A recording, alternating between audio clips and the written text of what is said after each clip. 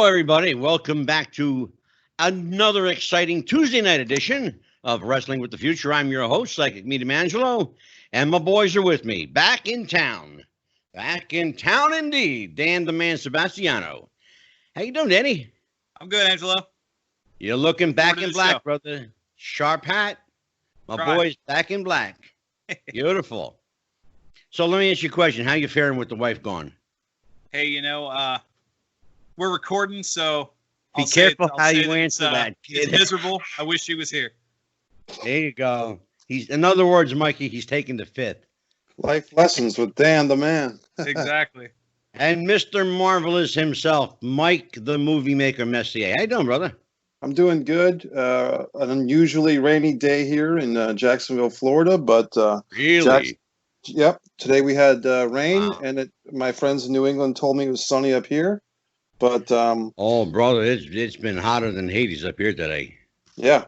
So we had a little bit of. I got to push my camera back just a little tad bit. Here we go. So, gentlemen, interesting week in wrestling. Got some live events happening. Actually, we lost a hero and we lost a victim this week. So it's been kind of an emotional roller coaster, up and down a little bit. We'll talk about both of those cases, but let's talk about the return of live crowds to indie shows. Danny? Yeah, I heard several of the smaller promotions are starting to phase in live crowds, and on the larger scale, the WWE is going to take a page out of AEW's playbook and start using a non-enhancement talent, their trainees and their NXT trainees and their school trainees to fill the crowd, a couple dozen, just to add ambiance. Anybody who watched the recent Raw could tell the difference. Although WWE has the hockey plexiglass wall up, which I must say was insanely distracting. You know what, Dan? I'm glad you said something about that because I was going to touch on it.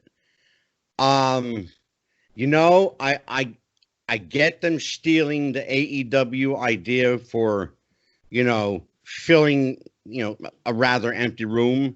Mm-hmm. But what the hell were they? I don't even want to ask whose idea it was. I already know whose idea that was. But yeah, it is, insanely distracting, to use your words exactly, is exactly the best way to put it. It's ridiculous. I also couldn't help but notice the trainees in the crowd. There were no chairs. They were standing the entire time. I thought that was kind of rough having them stand because Raw's a 3-hour show. Yeah, what the hell was that? It's training exercise. Don't know, you go from empty chairs to having a crowd standing in behind plexiglass. It just did you hear what Mikey said? It was a training exercise. It was like Oldie Anderson. How bad you want to be here? You'll stand for a 3-hour boring Raw if you like it or not. If you want to be in our company, right? Well, I'll tell you what. Just when you think they couldn't get any worse, they managed somehow. God bless them, to top themselves. Yeah. It was one of those. I just had to sit there and go, just kind of shake my head and go, well, look who the captain of the ship is, fellas. Right. It seems to me not all there. Go ahead, Mikey. It seems to me to be a way of kind of CYA for people who know what that stands for. Cover your ass. Right. Cover your assets or cover your ass, because it's like the WWE wants to say, hey, we're doing whatever we possibly can to protect our employees from this forced, it gives the visual impression, even though, as we know, both Roman Reigns has not been with the company since WrestleMania. Yeah. And the Intercontinental Championship, once held by Sami Zayn, was forced to be vacated and have a tournament. And that could come back to be a storyline if Sami comes back and faces the winner of that tournament. But I have some news for you guys on the Who Wants Out Club. The last time we gathered, in fact, the three of us, there were several people that were asking for their releases. And as I said, I hinted toward a couple of high-profile individuals wanting their releases. Roman Reigns is one of them. Interesting. Be clear about that. He's one of them. Interesting. Charlotte is another one of them, and so is Bailey. That's They're both really interesting. That's beyond interesting. Yeah, they're both they're asking to be let go. In Charlotte's case, she's been denied once. Bailey, I don't know what the deal is. She's still there, unless they think there's something there that they can utilize her for. I know she does have experience running the gorilla position, and she's got experience in the back, but she's a wrestler. And Mikey, wrestlers want to wrestle. And Dan, that's that's why they signed up for the big show. They want to wrestle. Yeah, the story coming out as far as the Charlotte side goes, while she hasn't said anything, the company has thrown some money and a couple of nibble. What is that? Like, tried to get a nibble out of Ric Flair, see what other positions he wants. Their dirt sheets coming out now is that the company's trying to buy Ric Flair off as a way to appease his daughter. Yeah, I heard that. They spun it in such a way where they said that he has re-signed with them. Mm-hmm. Well, he hasn't re-signed with them because he can't re-sign with them. He can't. He's not under contract. He's no longer part of a Legends contract either. Okay. So he cannot re-sign with them in any way, shape, or form. The only thing they can do, and it's my sneaky suspicion that this is what happened, because he and Vince are close, they probably made a gentleman's agreement between the two of them and said, look, pal, I'll throw a couple dollars in your pocket and you'll hang around and make the rounds for us. What do you think, pal? Well, I mean, they did that in the 90s with Dutch Mantel and they certainly did. Who was the other one? It was Dutch Mantel and another legend they had entirely on the payroll just to hang out in the locker room and tell stories. It's the only way to keep them away from other promotions. I'm trying to remember. I do remember that. God, who was that? Bret Hart? Mikey, who was it? Pat Patterson, maybe? Pat Patterson? No, Patterson had a position. It wasn't Pat. This was you hear stories from people like JR and Jim Cornette, and they'll say how they would hang out with Dutch Mantel, and I want to say it was Ole Anderson, but I'm not sure. I don't think it was Ole. I mean, it could have been. No, you know what? I'm thinking. I don't know why. And Mike, correct, and Dan, correct me if you think I'm wrong. I'm thinking it might have been Fit Finley.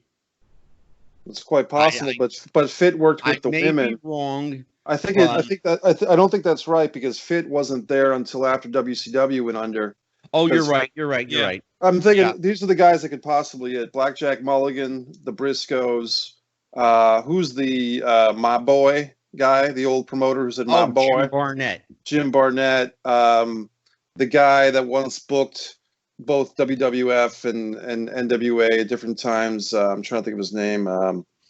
But the Blackjack Mulligan, Strongbow, Fred Blassie. I mean, there was a lot of guys, from what I understand, that were kind of Vince favorites that they didn't want going anywhere else. And you're not talking about the George Scott. Yeah, that's George Scott. George, okay, yeah, exactly, I thought you were talking about George Scott. Yeah, I was thinking of George Scott. I mean, Vince had a lot of guys that he looked after. And some guys like Captain Lou Albano, apparently his father looked after. And when Vince didn't like Lou. Vince Jr. didn't like Lou, but Vince. No, that's well documented. They didn't. Right. I shouldn't say they did not like each other. I don't think Lou gave a shit either way, because he just was kind of guy. He was making money whether Vince loved it or not. Yeah, but Vince Jr. made it real clear he didn't like Lou. He didn't like his drinking. He didn't like his unorthodox ways. But don't forget, Lou was old school. He got away with stuff for decades. Right. But you got to understand the history there.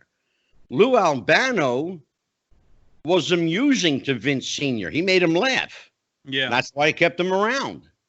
Captain That's Lou as got simple as great that. heel heat. It really is. Angelo, my belief is that Captain Lou Albano, for whatever reason, is becoming a forgotten legend. I mean, people of this generation will harp on how great Bobby the Brain Heenan is and was. Yeah. Well deserved. But Captain Well, Lou Albano, the Grand Wizard, and Classy Freddie Blassie at one time were the Triangle of Terror, and that funny lasted you about. should say that, Mikey. Funny Well, you should say that, my boy. well, My there- boy. my Funny boy. you should say that, my boy. But didn't that Because Triangle of I Terror got last something to 10 tell years? you guys. Sure. Uh-oh. We're going to have a show. I was going to spring it on you Thursday, but I'll do it now. We're going to have a show on Wrestling with the Future called Relatively Speaking. And it will feature Pam Allen, Gordon Soley's daughter. Okay. I got her book. Cammy Albano, Lou's daughter. Right. And it's going to feature another surprise wrestling child. I got to keep at least one of them a surprise. Of course. Absolutely. I've got Gordon Soley and his daughter's book. If that's the same daughter that co-wrote Gordon's It is. book, Yeah, then you're in. I've got a copy of that book, mere feet from me. And Yeah. I've got a Captain Lou Albano LJN figure that I purchased recently. I know So- you're never without it, Mike. It's like your American Express card. That's right. I got my Captain Lou. I could go get him right now, but I won't. So yeah, so that's what's going on. We're gonna have a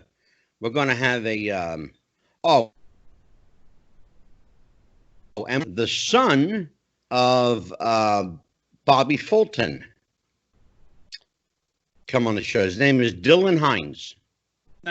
Is he I hope wrestling? you're on the show. Is- And I know, Mike, I know that you know Dylan.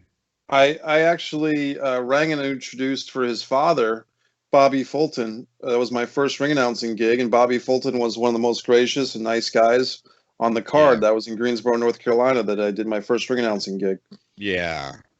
Great guy. Great guy. And he's I wish him, good health right now. He's having some issues. Speaking of issues, we've had some issues in wrestling this week. One of them completely unavoidable. The other completely avoidable.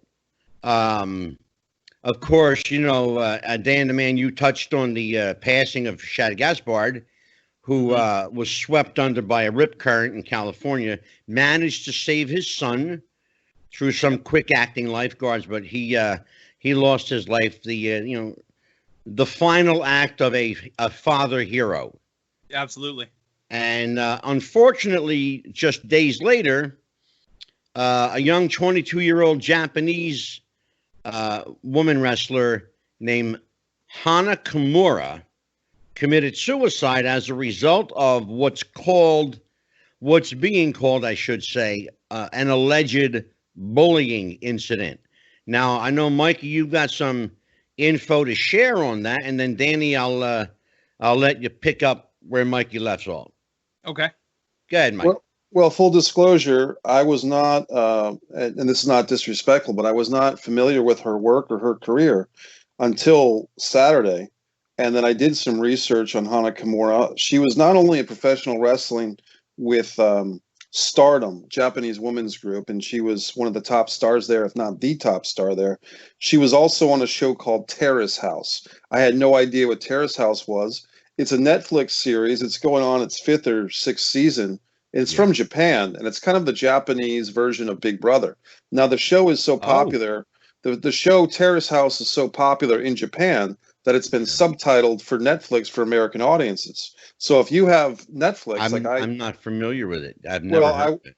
I wasn't either until this unfortunate suicide. Yeah. So Saturday night, I stayed up till 6 a.m, starting with the most recent episode of Terrace House, and I found myself in episode 20, where Hana comes in.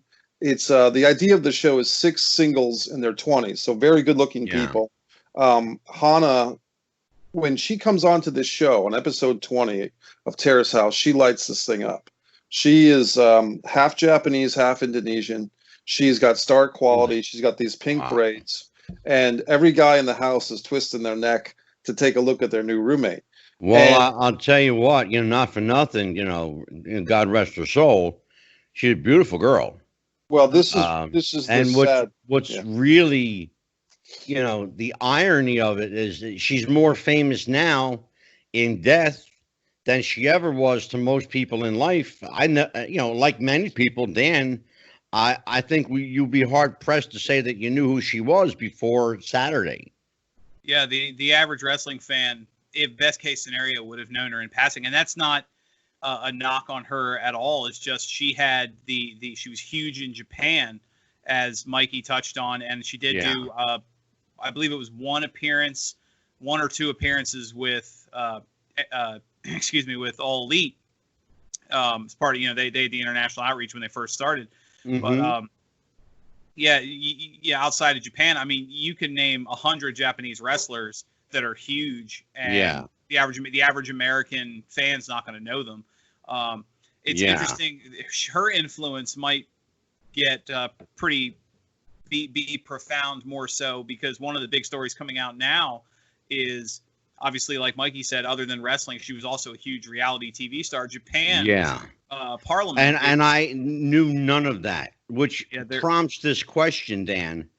Do you think that it's worth you and I doing or exploring the subject of Japanese wrestling on the show? I don't think we've ever broached it here before.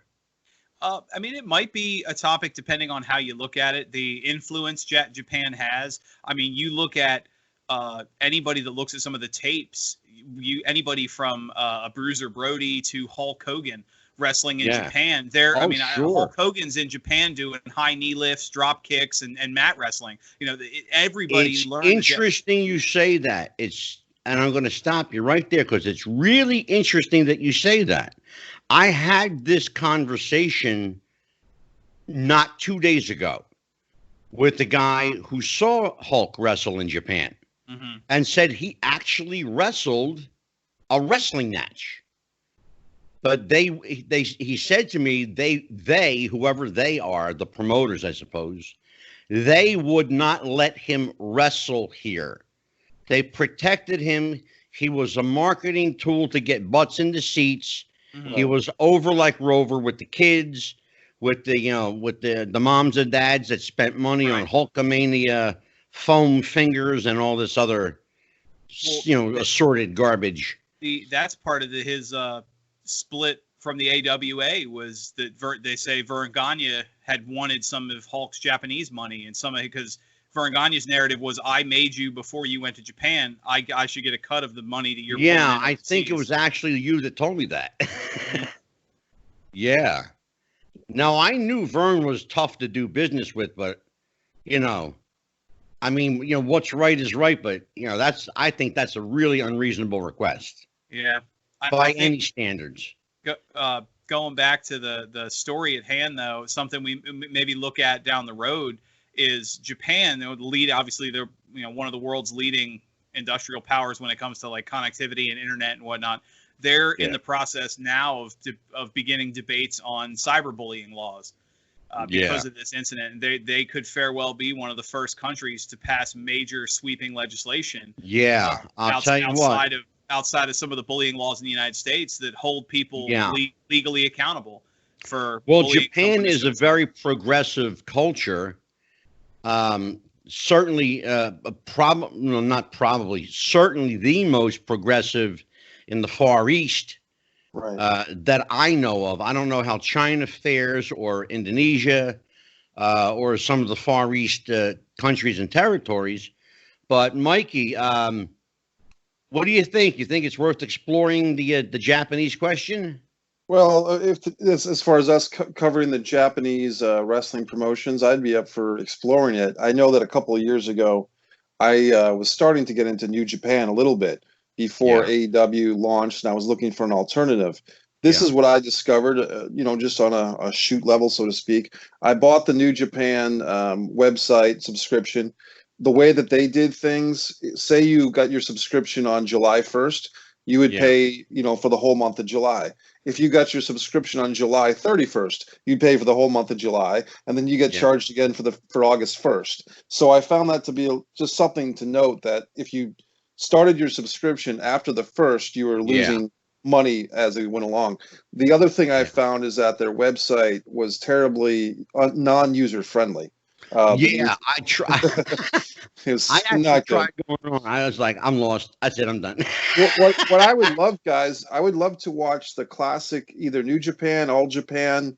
As a matter of fact, I just ordered some Dragon Gate Pro USA DVDs because what I like as a wrestling fan is Japanese main event matches with like Baba versus Harley Race, Ric Flair versus Rick Martel in Japan, Kerry Von Erich defending the NWA World Title in Japan, or even the modern stuff, with the exception of Kenny Omega. I'm not a big fan of his.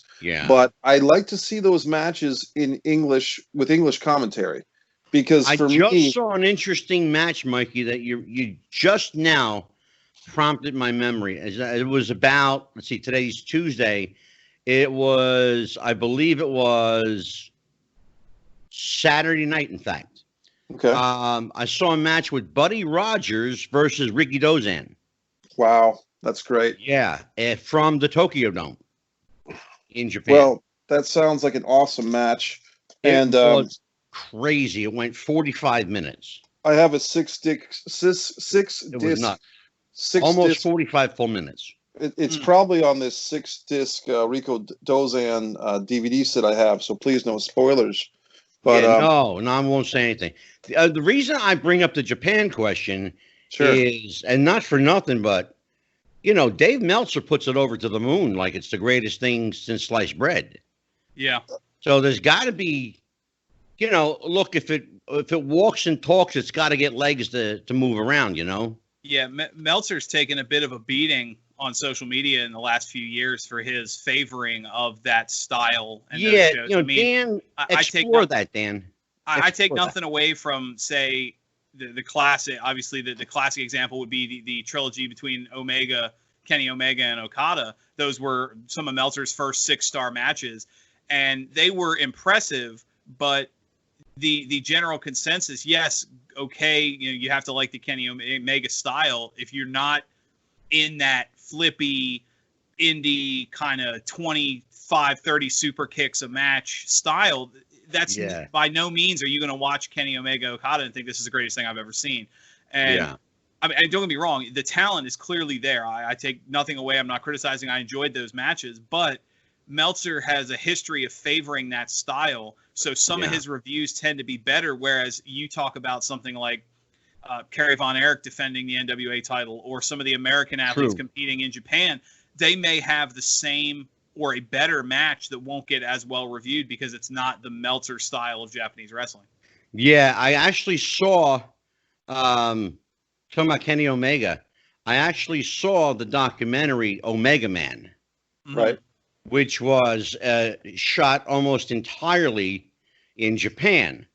And his tag team partner and sometimes feuding partner is a guy named Ibushi. And I watched this kid work, and he's amazing. And these Japanese wrestlers are actually really, really good. Mm-hmm. But I don't know. Of course, that's documentary form. I don't know if I could sit down and watch, a full wrestling card. I don't know how much it would pique my interest, unless all the matches were like what I saw. Right.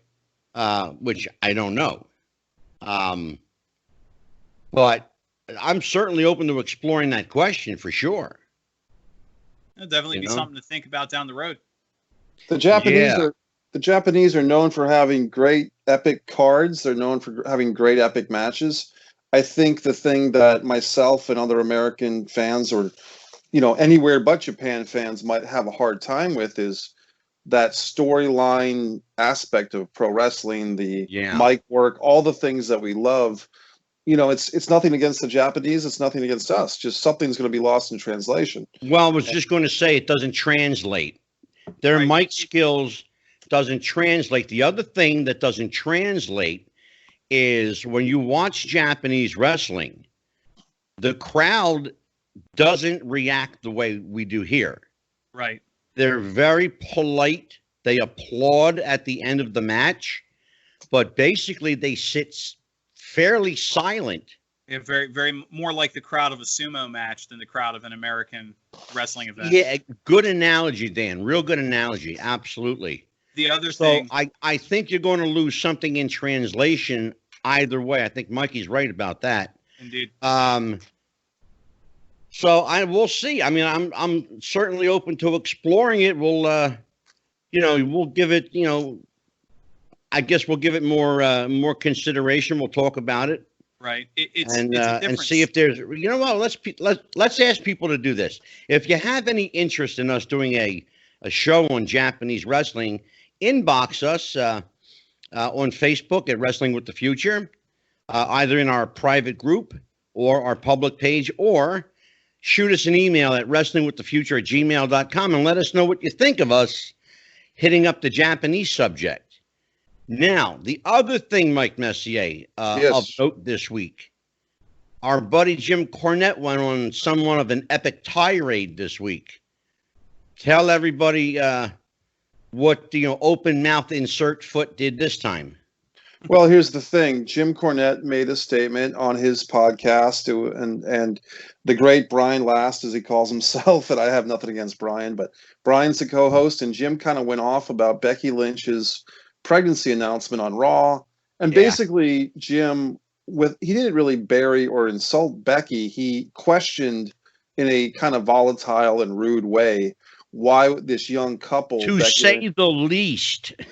right. Well, why would they? Say Why the would, least? Are you kidding me? why would they choose to have a baby at this time when she's making millions of dollars or $1 million, as Jim estimated?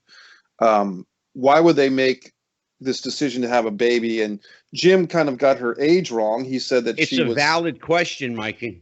Well, here's the thing. It's their personal choice. And I think that's the thing where anytime you get into a woman's reproductive organs or making a comment on her having a baby, you're not going to win in the court of public opinion. If my female cousin were to get pregnant and I were to say, "Oh, you sure about that? You already have 3 kids. You really need a 4th?" Yeah. Then I would be banned from the family barbecue for a year. Oh my God, sure. And I think Jim kind of did that here. I mean, Absolutely. I think Jim, in a way, complimented Becky because he said, "What is she, 30?" Well, she's 33. And I'm not an expert on women's reproductive organs, but I would say that there is actually a huge difference between 33 years old for a woman having a baby and 30. I mean, once you hit 30, once you hit 33 as a woman, your biological clock is ticking pretty damn loud. Yeah. And I think that Cornette, and I listen to Cornette and I listen to that rant, but I think what he might be missing is she can't put off having a baby for 10 years because that increases her likelihood of death or illness and having a baby. It increases the disability percentage risk for the baby. Absolutely. So if she's pregnant at age 30 and this was on her things to do list, and it means that what's it going to mean for her career that she's not going to wrestle Brie Bella at WrestleMania 39? Who cares? That's the question, Dan the man.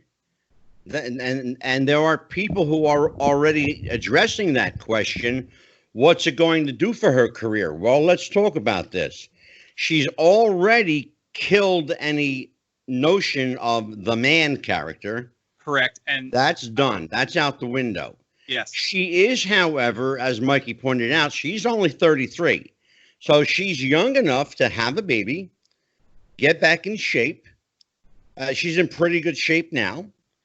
Of course, having a baby does strange things to one's body. And if you look at people before and after childbirth, that speaks for itself. I don't have to go there. And I won't because I'm smart and I'm old. And it's also a show with hosted by 3 guys. Maybe we're not the best experts to talk about that level of the process. This is true. This is true. Absolutely. I will concede that point to my co-host. Absolutely. The other thing is, if she does decide, and it's, as Mikey said, it's a personal choice to have a child. It's probably the most personal choice anybody can make. But if at some point she decides to say, okay, I need to get back to work, work being wrestling. Mm-hmm.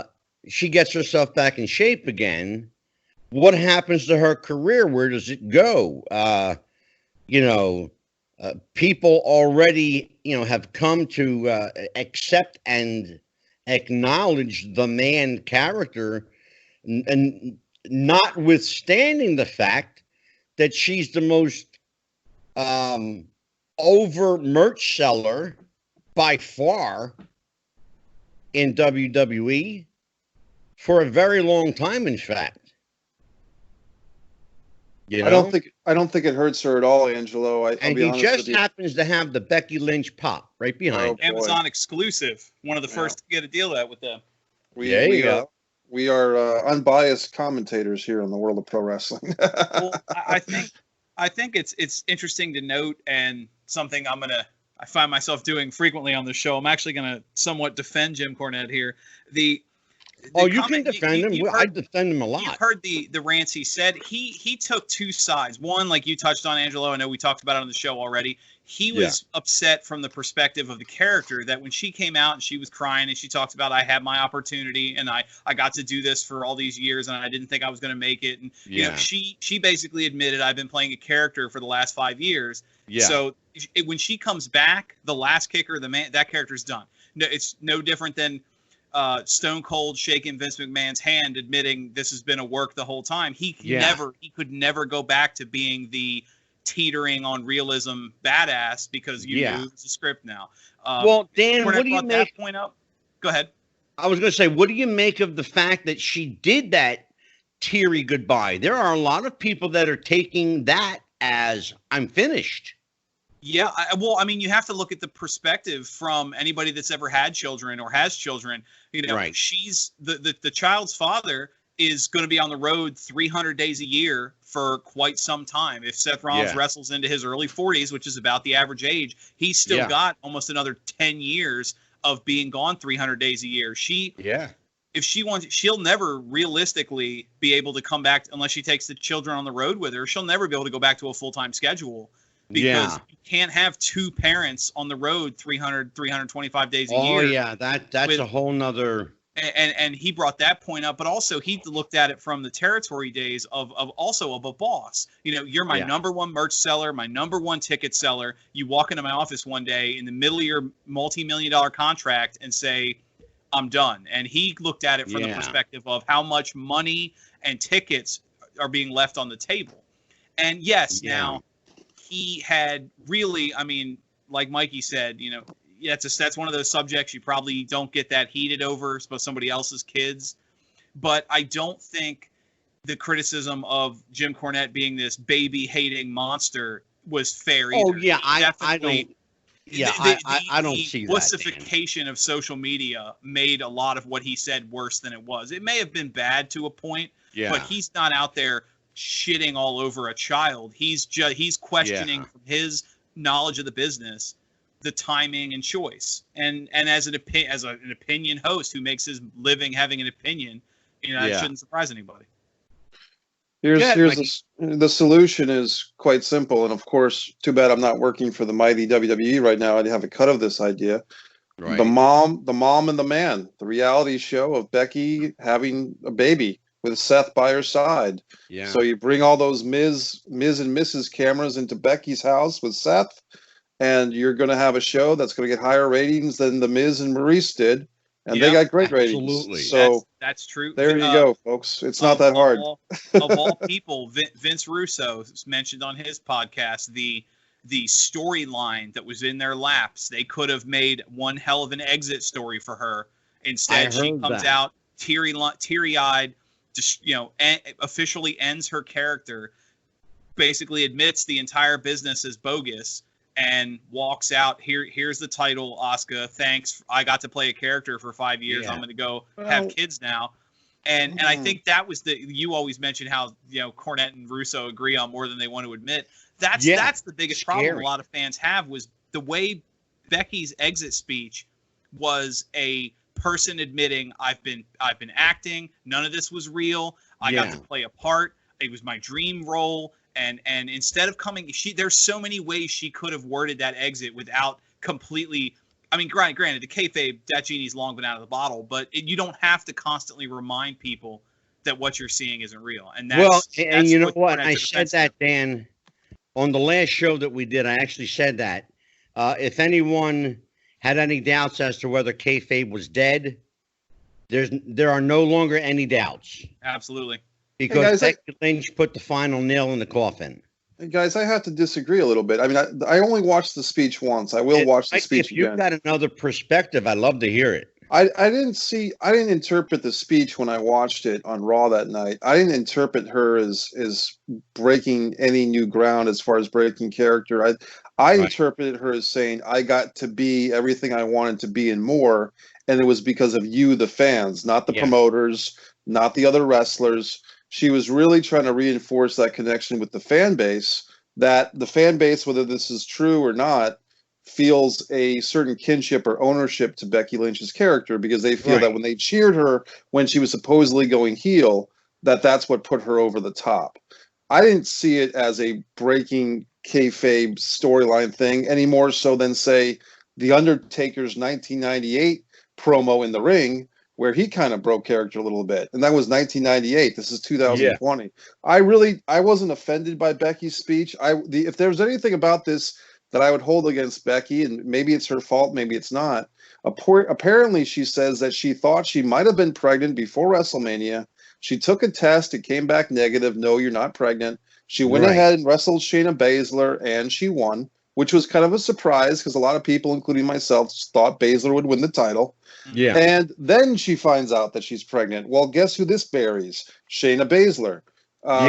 So the thing, look, we can second guess each other all we want, but if I was going to second guess Becky Lynch, if she really had a suspicion, test result or no test result, that she was pregnant, maybe she should have taken the second pregnancy test. Maybe she should have gone to Shayna, gone to Vince McMahon, gone to Triple H, gone to Stephanie and say, hey, I'm not sure what's going on with me right now, but I might be pregnant. Why don't we put the belt on Shayna just in case I'm pregnant, and then if I'm not pregnant, I can get it back in the next pay-per-view.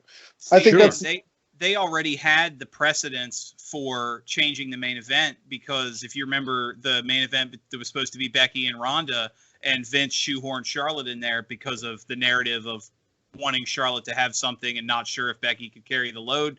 I mean, they could have done something to, if they didn't want to put the belt on Shayna, they had, I believe the narrative is about 2 weeks, which with all the YouTube and the fact that they announce matches on Twitter now, they could have easily added a third or fourth person to the match, which also could have taken the physical load off Becky and put the belt on someone else. Put it on Asuka if that was going to be your plan down the road anyway. Yeah. Here's the thing, guys. What do you think, Mike?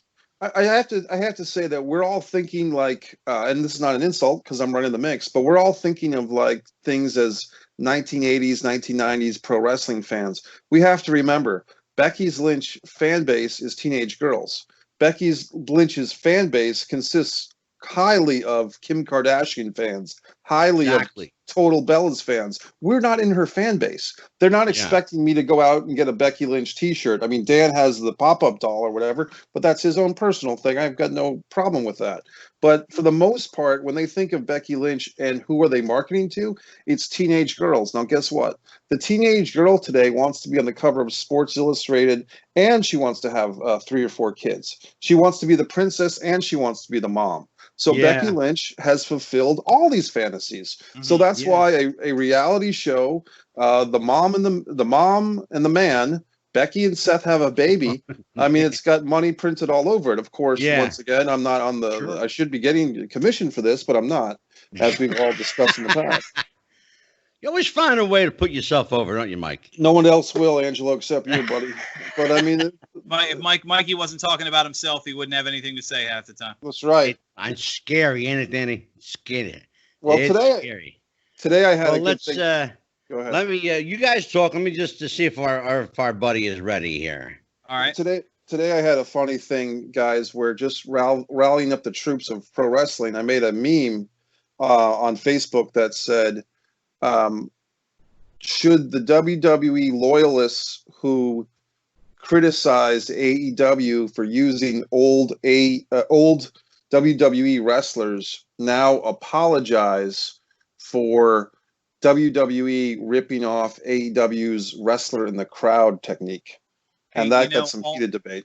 All punchlines aside, though, Billy Gunn and his son have been the MVP of AEW for about a month now because of how good they've been just as fans. Yeah. Right. And Pineapple Pete is Yeah, third exactly. place. Yeah. So we'll see. I mean, the thing is that the wrestling fan war that I predicted between AEW and WWE really has come true. If you guys are in those Facebook groups, you'll see that there clearly are divides between those who favor WWE and those who favor AEW, which I think is great. I think it's good. Yeah, it reminds me of a digital age version of the old Monday Night Wars. I mean, I remember being in high school, and you'd argue between Raw and Nitro, SmackDown and Thunder, and it was like, there was a divide there. Now, I imagine if Twitter and Facebook existed when I was in high school, it'd probably be more, because you had to talk to people face to face then, so you couldn't use all these terms that people love throwing out on the internet now without getting your teeth kicked in. But it's interesting to see. I think the one thing I've noticed is, we've talked before, Angelo, you and I, about like the WWE apologists, people who constantly have a reason why the WWE product is good, even though it's not. The AEW's fan base aren't as apologetic. They're more aggressive. I mean, I could say, I watched the AEW pay-per-view, and this was great, and this was great, and this was great. Holy crap, that Stadium Stampede match was some of the worst crap I've ever seen in my life. I did love the bit with Matt, spoilers, with Matt Hardy changing as he got dunked in the water into his different characters. I thought that was funny, but watching it was garbage. And you make that comment, I give the pay-per-view a B+. I liked everything except, and holy shit, you would have thought I just said that everybody who watches AEW needs to go jump off a bridge. Pete, the way people jump down my throat with that narrative, it's this, no criticism whatsoever of AEW I'll tell you why. It's a slippery slope. The day of the wrestling fan, let's be real clear about it. The day of the wrestling fan is gone. All you have left now are loyalists and apologists. Our friend Evan Ginsberg loves to use the term WWE apologist. Yeah. And I understand what he means by that. Of course, that term, slips over the heads of those individuals that he's addressing, as you would expect it to. Right. I don't think they're quite capable of understanding what he means by it. On the other hand, it's a niche market now. Mm-hmm. There's no longer wrestling for the masses. You've got the AEW market. You've got the WWE market, the Ring of Honor market. Everything is a niche market. Even New Japan is a niche market. Mikey, what happened to our wrestling fans? Where'd they all go? Well, I mean, I think that for me, the show Tough Enough, in the original Tough Enough, I think it was 2001, 2002. Mikey, hold on a second. Dan, just so you know, I've heard this before. Mm-hmm. I just want to because you've not heard this before. I just want to prepare you that Mikey is not a fan of Tough Enough. Continue, Mikey. Well, I'll clarify. I was a fan of Tough Enough. What I wasn't a fan, I wasn't. It was addictive watching. I'm talking about the very first season with Maven and the Nydia and the first couple of years of Tough Enough. Sure. When they pulled that curtain back so far, we weren't talking like, Hulk Hogan and Steve Austin and Bill Goldberg making some, insults to each other back and forth. We're talking about, we're going to show how these guys are taking back bumps. We're going to show this all. Watch Monday Night Raw for 2 hours, then turn the station to MTV and watch Tough Enough and find out how they did it. That's when. Well, and I'll stop you there because that's Dan. That's what you've heard me talk about since day one on this show, since your first day you were here. The willing suspension of disbelief. Everybody wants to know, where did it go? Mikey just told you where it went. Exactly. And I've brought that up before. You look at the crowds. My favorite in my tape collection, I still watch it, when I get the chance, is the old Memphis territories. Jerry Lawler, Dutch Mantell, back when Cornette was young, the Maniac #1, those guys. You had every show, you'd see the cops at ringside, 3, 4, 5 people jumping the barricade every show. Oh my God! Heaven forbid. And there was women jumping the barricade too. If heaven forbid. Oh my God! They were the worst ones. What are you talking about? Ricky Morton. You put your hands on Terry Taylor or Ricky Morton, and women are jump the barricade, kick your ass. Brother, let me tell you something. You put your hands on Ricky Morton or Terry Taylor, you were toast. Exactly. Those women would tear your ass up. Speaking of Memphis, we got the King of Memphis. Well, the other King of Memphis coming in Thursday night. The legendary superstar Bill Dundee will be here. He was a big part of that too, by the way. Yes, absolutely. A heat-seeking missile, if there ever was one. Yeah. He's on that Mount Rushmore. I said, Angelo, the Mount Rushmore of Memphis wrestling, let's say from 1980 on, with respect to Jackie Fargo before then. Superstar Bill Dundee, Austin Idol, Jerry the King Lawler, and Jimmy the Mouth of the South Hart. And if you had to take somebody out, you'd probably put Jackie Fargo in Jimmy Hart's spot. But those guys were icons of Memphis wrestling. Oh my God. But to Dan's point, it was believable. Right. It was believable. That's, to get a woman, to get a 70 or 80-year-old woman shaking her cane at you. Right. Okay. And hitting you with it. Yeah. And hitting you with it. And I've seen that there was this one little old lady. She was at every Memphis match at the Mid-South Coliseum. She had the overcoat. She had the granny glasses, the whole bit. She had this cane, boy. That thing was a damn lethal weapon because she will cold cock you with it. And did many times. Many times. Ask Bill Dundee, ask Jerry Lawler, ask here you go, ask Honky Tonk Man, who was wrestling as Wayne Farris at the time, under his real name. Ask him. It was a territory steeped in old Southern wrestling tradition and believability. See, and that's, like I've touched on before, that Tough Enough is a good example towards the end of the Attitude Era, towards the end of WCW's run in 2000. When you started pulling the curtain back and now the fans get to be involved in the fact that it's not real. I hate using that word, but you know what I mean when I say that it's a show. Yeah. A lot of that fun left. Like, kayfabe was broken in the 80s. We knew that, Duggan and the Sheik getting caught in the car together, and then Hogan's telling some of the stories Vince McMahon in that speech he did about we're entertainment because he was trying to dodge the taxes that come with boxing and TV sport. That was gone, but the fun was still there. When that fun left, you look at the numbers, crowds left in droves. I mean, there was a period. Oh my God, yeah, and they never came back, Dan. They never came back. An indie show with 12 nobodies and 1 or 2 names that people might know more than 50 miles from the arena would put 10,000 people a month. And now, I mean, the flagship Monday Night Raw, you're lucky if you get 4 or 5,000. And the funniest thing is that it doesn't matter because the smallest crowds that wrestling has ever had, and it's the most profitable it has ever been because the money is in the internet, it's in the TV ratings, it's in the commercials. 100,000 people watching one commercial will get you more money than 10 million people buying a ticket nowadays. Do you know, dollar for dollar, the Memphis territory alone, forget about everything else down south, the Memphis territory alone outdrew WWE financially for almost 8 full years. Okay. Yep. You're talking about the Mid-South Coliseum. It holds 18,500 people. They filled it every week, every Monday. Listen to this one. On a Monday, Okay? Not a Friday or Saturday night, on a Monday. Yeah.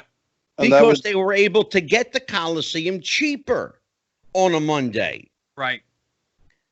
People would pay 10 or 15 bucks for a ticket instead of 150 or 200 now, if you're lucky. Right. You know? But they would fill this place every week. You do 18,000, let's say 19,000 every Monday for a month, okay? Yeah. Talk about 10, let's say 15 bucks average ticket. You got pay-per-views that don't make that kind of money. Right. Okay? Think about that. You got pay-per-views that don't take in that kind of revenue that these guys were taking in 1 month. In 1 month, and they did it for 8 years. Yeah. Here's the thing, guys. Go ahead, Mikey. Those wrestlers, Jerry Lawler especially, people would ask him, "Hey, Jerry, why don't you go to the NWA? Why don't you go to the WWF? Why don't you go to AWA exclusively?" And Jerry would say, "Why should I? I live at home and I make more money here than I would going to those other places." Now, that doesn't mean that the rest of the wrestlers got paid as well as he did. But the point is, Jerry was making a killing. And, you know, just it's pretty interesting because things do change in pro wrestling. One thing that I want to bring up is there's a difference between the level of commitment to put your thumb on a remote control and watch Monday Night Raw or AEW on Wednesday night, or even go on the internet and watch some other wrestling, MLW. I was watching a lot of MLW today with Brian Pillman Jr.'s matches. But there's a difference in commitment as a fan between watching on TV or your computer and actually purchasing money, driving to an arena, paying for the parking fee. If you have kids, bringing the kids. If you have a friend, bringing a friend. Going to the arena and watching a show live. That's why I've mentioned several times that I'm grateful that I did go to a February 29th, 2020 live pro wrestling show, NXT house show in Jacksonville. It was not the greatest show in the world, but I'm glad I took a lot of photographs. It happened to be the night that our buddy Jeff, the ref, passed away. And it's just a special memory that I have going into this coronavirus situation, that I got to go to the wrestling show, probably one of the last wrestling shows that took place in the United States before this horrible situation. So there is something special for those fans listening or watching us on YouTube. Remember that as much as we criticize, you know, our opinions about wrestling, if a wrestling show, big or small, comes to your neighborhood, if you happen to be one of those wrestling fans that have never gone to a live event and have only watched on TV, get yourself to the arena. If it's an armory, if it's a big arena. Absolutely. Because surprisingly, guys, a lot of fans, like for instance, a lot of NFL football fans have never gone to an NFL football game. Well, you've got to, you know, you got to do that, because even if, for me, like when I was a hockey fan in my youth, hockey at the time was so much better in the arena than watching on TV. But when I would watch the games on TV, the Washington Capitals on TV, you could kind of put yourself in the modality of being in the arena. Yeah. So when I watch, Mikey, let me stop you there, because I'm going to ask you a question. Sure. You mentioned football, you mentioned hockey. Relative to the sport of, well, I'll use the word sport. Relative to the sport of pro wrestling, football and hockey are quite expensive to buy tickets to. Correct.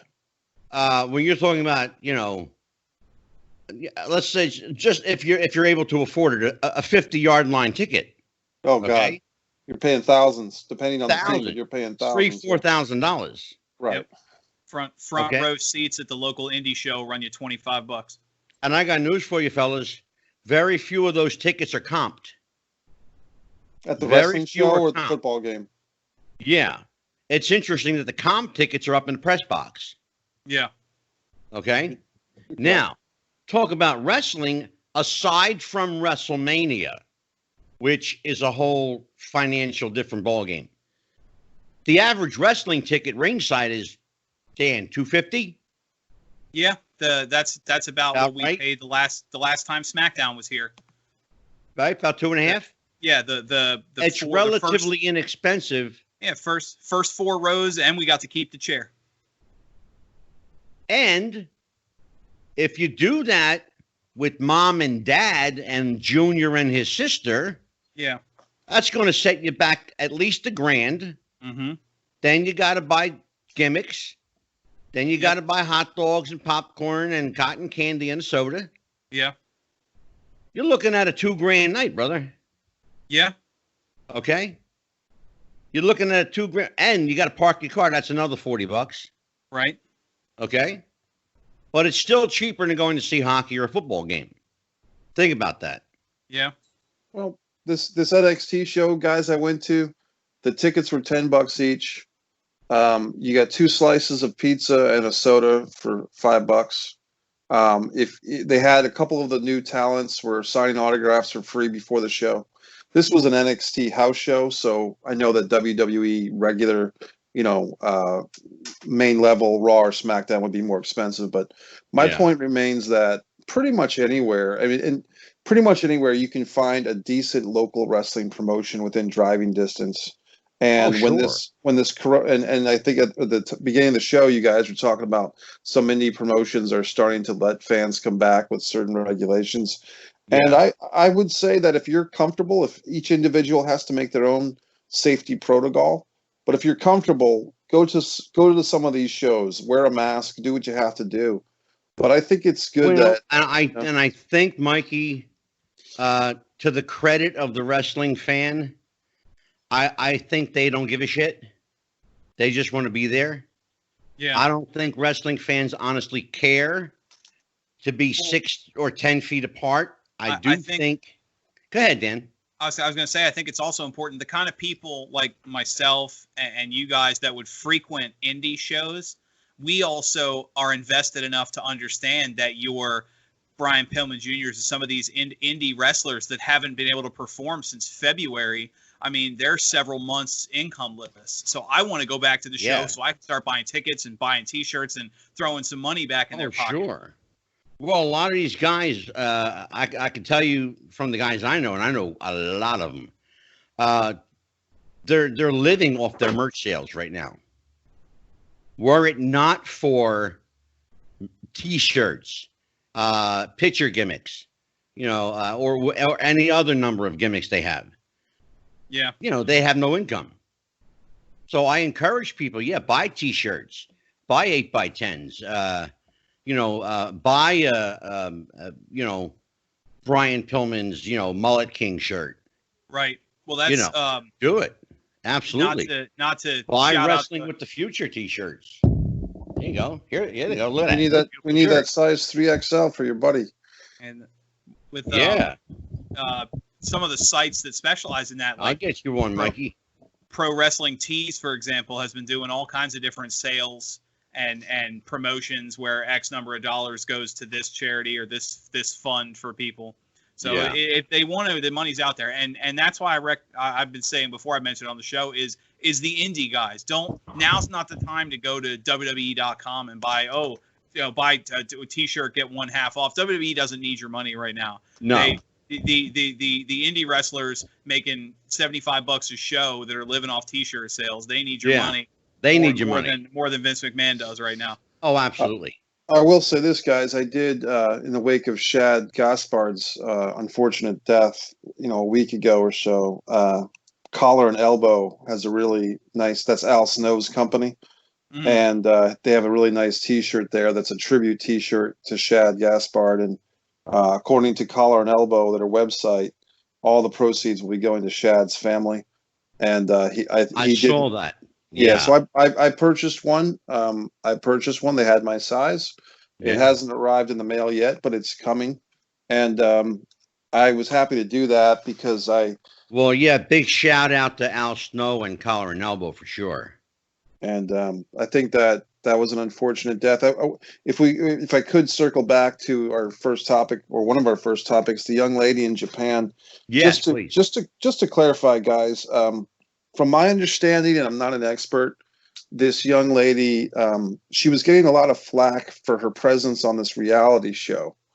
And what happened on the reality show, and I watched about 6 or 7 episodes with her on it, and I hadn't gotten to the episode yet, but apparently she slapped a co-star on the show.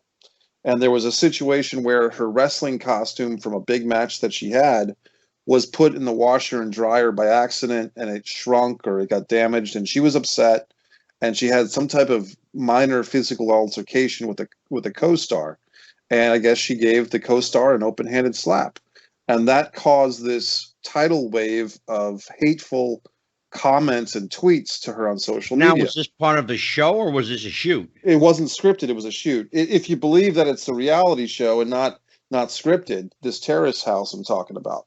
So it was a reality situation on a reality show, and people got very upset with her because she slapped somebody, and they started, most of the hateful comments were from Japanese reality show fans, not from American wrestling fans, right? And well, we've seen this play out before. For those of you that are old enough to remember, way back when there was a show called Jenny Jones. Yep. Mm-hmm. Okay. There was a guy on the show, and the title of the show was Confess My Secret Crush. Right. Well, there was a gay man on, not that there's anything wrong with that, who brought on another guy who is not gay. Right. And he confessed his affection for him. Correct. Well, this man later that day or the next day, one day removed from taping, went on a killing spree. Yep. And killed the guy who brought him on the show, and then killed himself. And that's a real life case that happened on a reality show. It's not the first time it's happened. It's happened on the Maury Povich show, where a guest committed suicide. They felt bullied. So if this was intended to be, a reality show, well, we know that reality shows by and large are scripted. At least our interpretation of reality shows are scripted, unless in Japan they truly are shoots. I'll jump in if I could, Angelo. Yeah, please, Mike, sure. Because I watched about 9 or 10 of these episodes of Terrace House on Saturday night, and basically it was a pretty interesting show. And to my eye, it wasn't scripted. Because some of the episodes are really boring. So what they do on this particular show is they have these 20-year-olds are the ones in the house, and the show is kind of watched. They go to these segments of these middle-aged people who are kind of like advisors, watching the show together in a living room, drinking wine, narrating and commentating on the action of these younger people, as if you're kind of enjoying this wine party of watching the show while you're watching it. It was a pretty cool show. It's a pretty cool setup. What was that show, Dan, you know this, where the robots would Mystery Science Theater 3000? Yeah, where the robots would watch movies and make fun of it. Right. So if you can imagine that with this reality show, there's a reality show going on with 20-year-olds, and the basic question is who's going to hook up with who? Because all these people are very attractive. So the question is, who's going to hook up with who? Who's going to confess their crush on each other? And the Japanese culture is more polite. It's more demure. There was an American guy who's an illustrator on the show, and he spoke Japanese. So he's trying to hook up with this beautiful Japanese actress. But like I said, of all these good-looking young people, Hana Kimura comes in, and she blows everybody away. Now, the other little aspect of this, guys, that I found out was that Hana was actually half Indonesian by ethnicity. Her mother was also a wrestler, but because of the fact that her mother was half Indonesian, according to my source on the internet, it could be, not a great source, but there's a certain level of bigotry towards mixed blood people in Japan.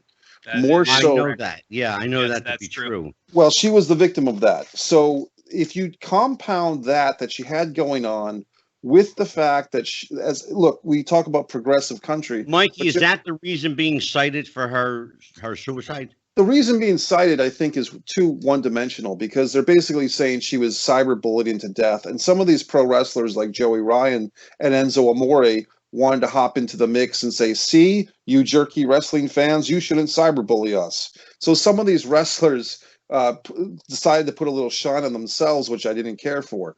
But the way that I understand it, she was more so bullied by her own people from the reality show, not from wrestling fans. That's not to say that didn't cause me to reflect on Saturday night about some of the things I've said about some of the wrestlers. Because I did start to think like, hey, I've said a lot of stuff about Joey Ryan. I've said a lot of stuff about the thumb in the ass spot from PWG, which included Tommaso Ciampa and Jushin Liger.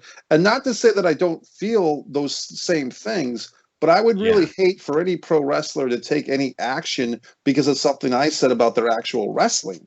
I have nothing against these talents as people. It's what they do in the ring that concerns me. There was another situation that came up with JD from New York and Alexa Bliss. I don't know if you guys saw that one. No, that's a good example. Yeah, that's another one. That's go ahead, Dan. I'm glad you brought that up, Mikey. Dan, go ahead and address that. I got a problem with this kid. Yeah, what Mikey's talking about, and I think personally, what he was going for happened. We were talking about the fans not knowing Japanese wrestlers. 99.9% of the world had never heard of this loser until he got into social media and got after Alexa Bliss, and things started getting reported on. But he made some comments, and now the problem with this story, and this is where the wrestling fans get involved, is he's since come out and people have been harassing his family. His parents have been getting threatening phone calls, people showing up at his mom's house. And that's okay. What he said was awful, but there's a point when I don't give a crap, what you're saying in that sense. Now you're out there advocating murder, goose stepping, whatever, the evil Nazi shit. That's a different story. He said some stuff that was disparaging of a woman, and now his mom's getting death threats. That story, I think, more than her, has shined a spotlight on the bad wrestling fans, because Mikey touched on. Mikey touched on the story is that not everybody involved in her suicide was a wrestling fan. Most of the people involved in this DJ and Alexa Bliss have been wrestlers and wrestling fans, and it's gotten very much out of hand. Now, he started it. I'm glad he's going to suffer consequences, but not. Yeah. Well, here's the thing. I got something to say about this. First of all, I watched this kid. Okay. Not as much as I did, but just enough to keep current. Okay, so if we're all going to take responsibility as a society, then we have to take responsibility as wrestling fans. Unfortunately, it's all too easy to be brave behind the keyboard. Yes. None of these people, none of them, and I'm calling you out, that all you guys out there call yourself wrestling fans. I'm calling you out, okay? Because you don't have the balls to say anything to somebody's face, okay? People know that if they got a problem with us or this show, you got an open forum. Fire up your Skype. Come on here. Air your grievance. Tell me what your problem is, and I'll fix it for you. But JD from NY 206, Jerry. How are we, boys? Okay. Oh, here's Brian Pillman. Oh, Brian with the run-in. You just interrupted Angelo's promo on somebody. Am I on? Oh, you're looking at my You're on, man. Right. Just interrupted Angelo's promo. So JD from NY, I got a problem with this kid. Because anybody can sit there and scream and yell and holler and shout out righteous indignations all day long. But say something constructive, asshole. Okay? Say something constructive. I'm calling you out. If you got a problem with anything we've said, my show is open forum. Come on in. I don't think you got the balls. I really don't think you have the balls. And anybody else listening to this who thinks they've got the cojones to show up, you got an open forum. Welcome aboard. Speaking of welcoming aboard, still in the middle of his dinner is our friend Brian Pillman Jr. How you doing, babe? How are you guys? Good. Brian, I'm doing good. Brother, you're starting to scare me, babe. The world's opening up. There's a lot of business to be had, and I just got hit with one of the busiest days of my life. I was driving around. I went to the gym. I worked out with a guy named Chris Van Vliet. You guys might know him. Oh, The sure, interview, Chris. the interview show. Yeah. Yeah, I I got a Chris. shout out to Chris. I'm trying to get him on the show. I sent him a Twitter inbox. So if you get a chance to talk to him, tell that sucker I want him on here. Yeah, I can definitely. I talk to him all the time. We're going to work out tomorrow at 3 p.m. So I would love to have him on here. here in good old Kentucky, Ohio. Okay, terrific. So how you doing? You got your workout in? The world's opening up, and you got lost in the shuffle. Yeah, I went there, and All then right. I went to the boxing gym. Brother, you had the old man over here getting a little scared. Jake Hager. You worked out with Jake Hager today at the boxing gym? No, I'm saying he's Jake's coach. Oh, cool. Yeah. The same coach. I have worked out with Jake before, though, in Tampa before. Right. I ran some sprints with him at the end of it because I just showed up at the end of his workout. Nice. He was Yeah. gassed up, or not gassed up, but he was tired.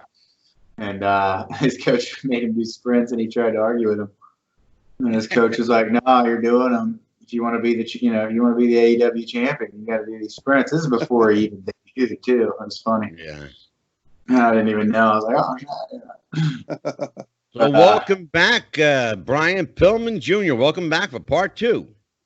Sorry for showing up late, guys. Just like I said, busy day. For me. Oh, that's okay. Look, you're a young guy. You got nothing holding you down, but I do take blood pressure medicine, so just so you know.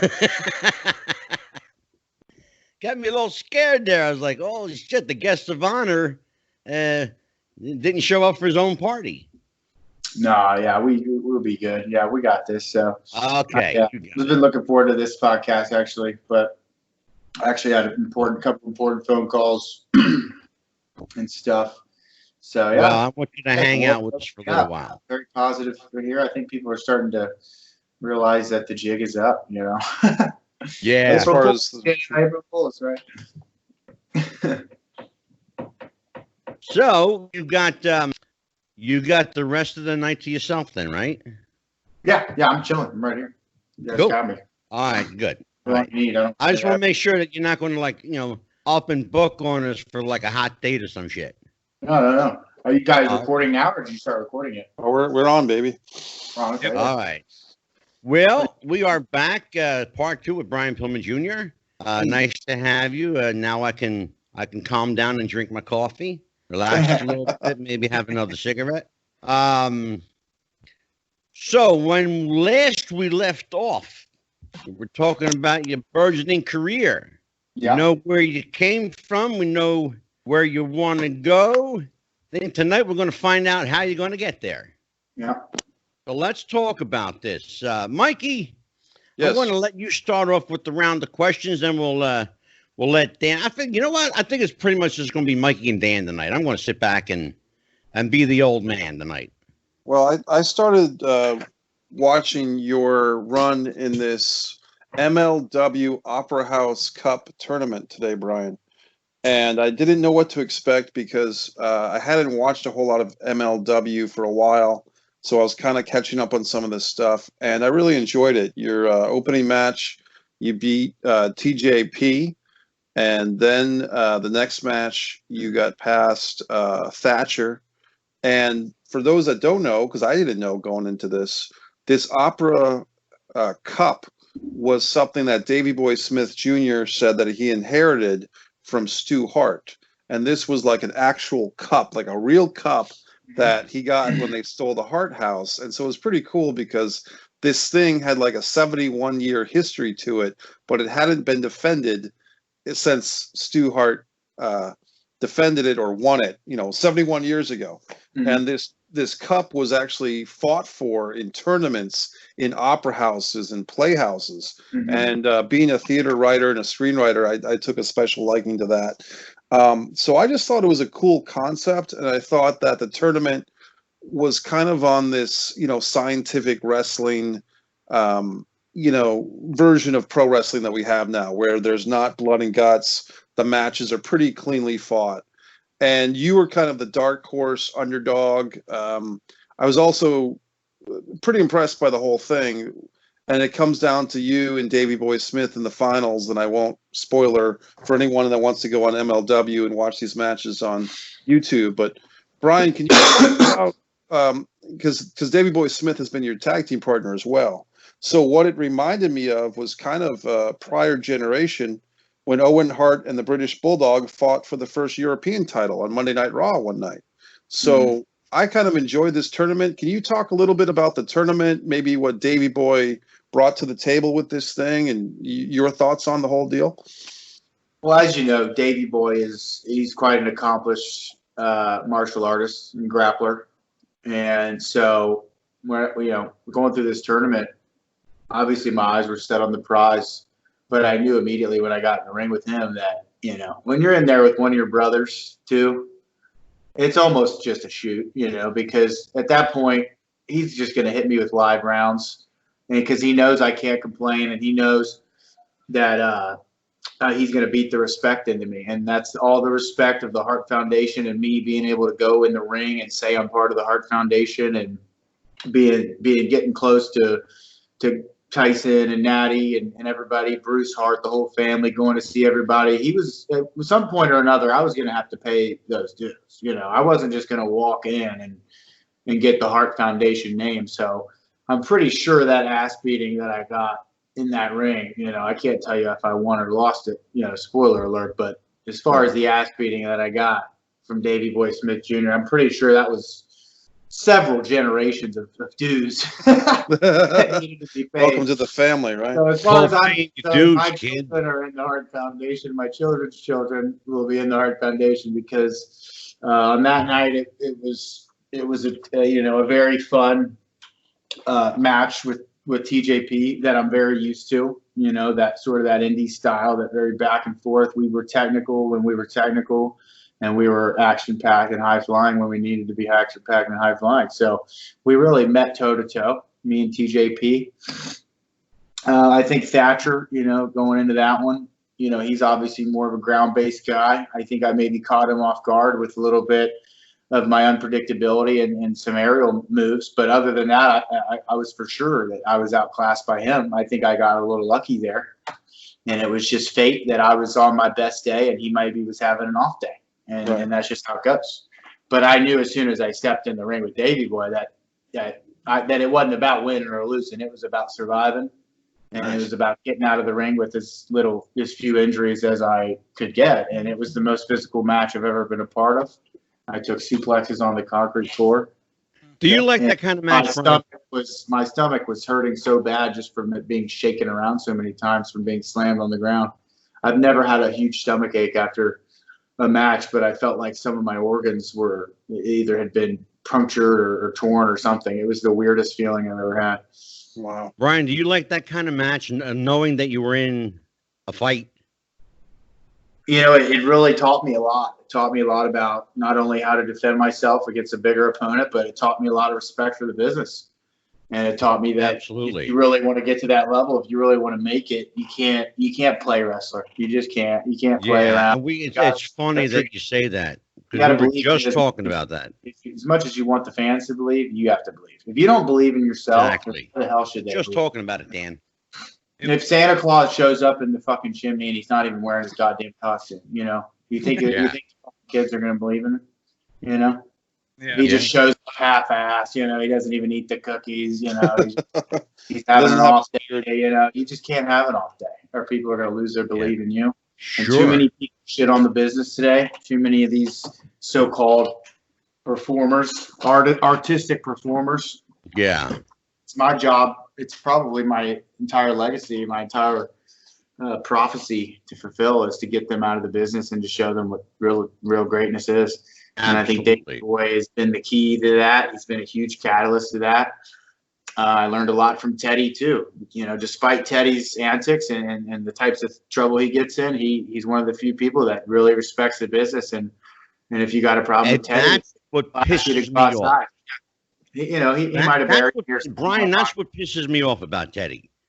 And I got to tell you, and I know that you know him, but that really bothers me because he can work and he's fucking good. But he's really, really good. I just don't understand why he does what he does. Whether he can't help himself, I don't know what it is. It's like he made a deal with the devil. It's like the devil was like, here, you're the best. You're going to be the best wrestler in the world ever. You're going to have every move ingrained in your soul and in your muscle memory. You're never going to get injured. Teddy's never been injured. Right. But there's the caveat. You're not going to be able to keep a job. You're going to have issues with authority, stuff like that. So he made a deal with the devil. He set out to be the greatest wrestler ever and to work the boys and to truly, be the best and to be the most, controversial, draw kind of figure. You kind of want Teddy on your show. You kind of I understand that. It turns it up a notch. I've been around this business long enough to understand that, and I do understand it. The problem is when you spend more time working the boys than working the crowd, you're going to have to eat with the boys, and he's got to eat with a lot of guys. And that's that's how it works. But at the same time, crowd loves him. He's always over. Crazy. Yeah, so it's crazy. You got to pick your battles, and I think, like I said, Teddy, God to bless him, love him. I know he might have went on a podcast recently and buried me a little bit, but he can bury me all he wants. He did a great deal of business for me in MLW and carried me through some matches when I was inexperienced. So, if anything, I still owe him a debt of gratitude. So, I was going to say, I just want to good on you, Angelo. That's actually a personal best. You said you were going to sit back, and you stayed back for a whole 5 minutes. That's actually I thought it was 5 seconds. Longest you stayed back since I've been with the show. Dan, listen to me. Less is more. Right. But Brian, I want to get on. You actually started with the thought about everything reopening again, gyms and whatnot. Before you called in, one of the topics we were talking about was some of the local promotions throughout the country that are going to start phasing in crowds and whatnot. What is the mindset now going in that you obviously you mentioned the gym, you're getting back into it where soon before you know it, you guys are you being wrestlers are going to be back on your old schedules. What is the mindset? Put us in the mindset of getting back into that from having been forced away for the last couple months. It's like I woke up one morning and it was like a gunshot went off. And I immediately knew that I needed to start moving. I needed to start making moves because wrestling was on its way back. Nobody called me. Nobody texted me and said, hey, I started to see, some states were opening up. Some posters were going out. They're having WWE still having their empty arena shows. They're putting the boys in the crowd.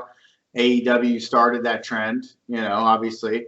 And you could tell, when they first started doing it, I for some reason was like, why is AEW so much more entertaining to watch? And it's because they started with the fans in the crowd. Yeah. Obvious. I don't know how WWE missed that fucking idea. I mean, when I was at Lance Storm's school in Calgary, he made us all be in the crowd and cheer and shit. So I don't know how that went over fucking their head, but now they're doing it. Especially considering they were filming from the Performance Center where they literally had a warehouse full of and it was just like students. They could have picked up. People, they could have went to Full Sail and been let some kids. Either way, regardless, that's not off the topic of what we were talking about. But no, I felt it was coming. I felt that if I didn't get back into shape as soon as possible, that wrestling was going to creep up on me. No, I'll tell you what happened. Somebody did ask me for a booking. They were like, "Hey, can you work this weekend?" And any other young guy would have taken it. I'm not going to say which company it was, but it was a very prominent wrestling company in the independent scene, one of the more controversial, companies, but very prominent. They was like, hey, you want to wrestle this weekend? It's empty arena, this, that, or the other. And deep down inside, I really wanted to take it, but I had to turn it down because, any other kid might have done it, but I had so much more respect for my physique and my ability that I didn't feel confident being like I wouldn't have taken his money, and I'm not going to wrestle for free. So, am I going to show up at any ring I can and train and help out and try to get back in shape? Yeah, but I'm not going to take anybody's money right now until I'm where I need to be. And that's what I told him. I was like, dude, I do not feel good. I was like, I took a 2 month nap. I took a nap for 2 months. I don't even know what happened the past 2 months. That's what the coronavirus did. And in this pandemic has been nothing but a blessing in disguise, because I'm hungrier than ever. I'm getting stronger than ever. I'm working out harder than ever. And that's because, you tend to take things for granted. You get complacent. And then when the government just goes and takes it all away from you, I mean, my whole life, my whole way of living was taken away from me in one weekend. I did a show in Tijuana, Mexico. I got home. I had a cold. I felt poor, so I canceled my show to Vegas. Well, guess what? That Las Vegas show was the last independent show to happen since. And a bunch of guys were on it, and I'm sure it was a great show. I wish I would have done it, but because I had a cold and I felt sick, I felt it was in my best interest, everybody else, to not be getting on an airplane, coughing and sneezing and shit. Right. Yeah. But any other day, any other year, I would never cancel a booking for a fucking cold. You know what I mean? I'm a warrior. I'm a soldier. I've never canceled a booking. I canceled one booking, I think, at the beginning of my career because I didn't plot out the logistics right. And I would have had to drive from like Wisconsin to like Cleveland and back or some crazy shit. I don't know. But either way, I've only ever canceled one booking, and that was the second booking I canceled. And it felt terrible, but I was just frozen. I couldn't get on. I had my bags packed and everything. But I couldn't order that lift because I knew that I was sniffling and I was sneezing and I had a headache and a sore throat, and who knows what I had. It was just it was not the time to take risks, because when that COVID broke, anyone with a cough or a sneeze was getting double looks from everybody. So they could have taken me and put me into a cell or something, or in quarantine. Right. It was just a risky time. I wasn't going to get on a plane with a sneeze, And you did the right thing. But Brian, I wanted to ask you a follow up if I could. If you can talk about this? If you can't, that's fine. But right now, are you under contract with MLW exclusively? Are they on hold? Is it an open contract? Is it just show up and we'll pay you? Because yeah. I mean, I signed with them for 3 years. 3 years, 30 shows, but because this is happening right at the third year mark. So yeah, they're hoping that we can get through this and we can get back into shows. And I kind of like their approach of they don't want to do no fan shows. They do not want to have a single show where fans are not paid. And I think too that I respect that, because I never, ever, ever, ever wanted to wrestle in front of no fans. Now, you throw the boys in the mix, you throw a bunch of guys out there talking shit. I think that makes it a little fun. I can go out there and wrestle and try to pop the boys. And if I'm on TV, the people at home can be entertained. As long as there's some noise out there, a little background, a little cheer, a little boo, it's like, okay. Can wrestle, they're not, they can't hear my every breath out there. Give us a little noise in the background. So Brian, I think it's a little too late for WWE. What do you mean? As far as bringing people in for ambient crowd noise. No, I mean, I think that they did that, and I think that people gave them positive feedback for it. So I think they'll continue to do it. Go ahead, Mikey. Well, I guess maybe what Angelo is getting at is it too late for WWE to save face with some of the fans that might have tuned out? But I guess that's up to the fans of WWE to decide. No, it's a continuous product. It's a product that's been around for, I don't know how many years the WWF's been around. Maybe 1963. So it's like, are they going anywhere? I don't think so. Are they going to face a decline? Are they going to face a rise based on the business decisions they make? Yeah. But I think it was a good business decision to put some goons in the crowd, even if they are workers, I think it was a good business decision. And whether the fake viewers come back or not, I don't know. But the company's going to be there, in 10 years, in 20 years, So it's like, is it too little too late? Well, it's never too late to go to the WWE. It's never too late for them to increase their brand. Vince McMahon he's marketing to a global audience. You know what I mean? He's pushing people that are Hispanic. He's pushing people that are Indian. He's pushing people that are, Bulgarian, every single nationality. He's a very global marketing kind of person. So, he's going to test all these things in different areas. He's not just going to make a decision just because, people are saying on Twitter. Twitter and Instagram, they only make up a small percentage of the actual fans that are watching, right? So that's something you got to think about too. And I come from a corporate world.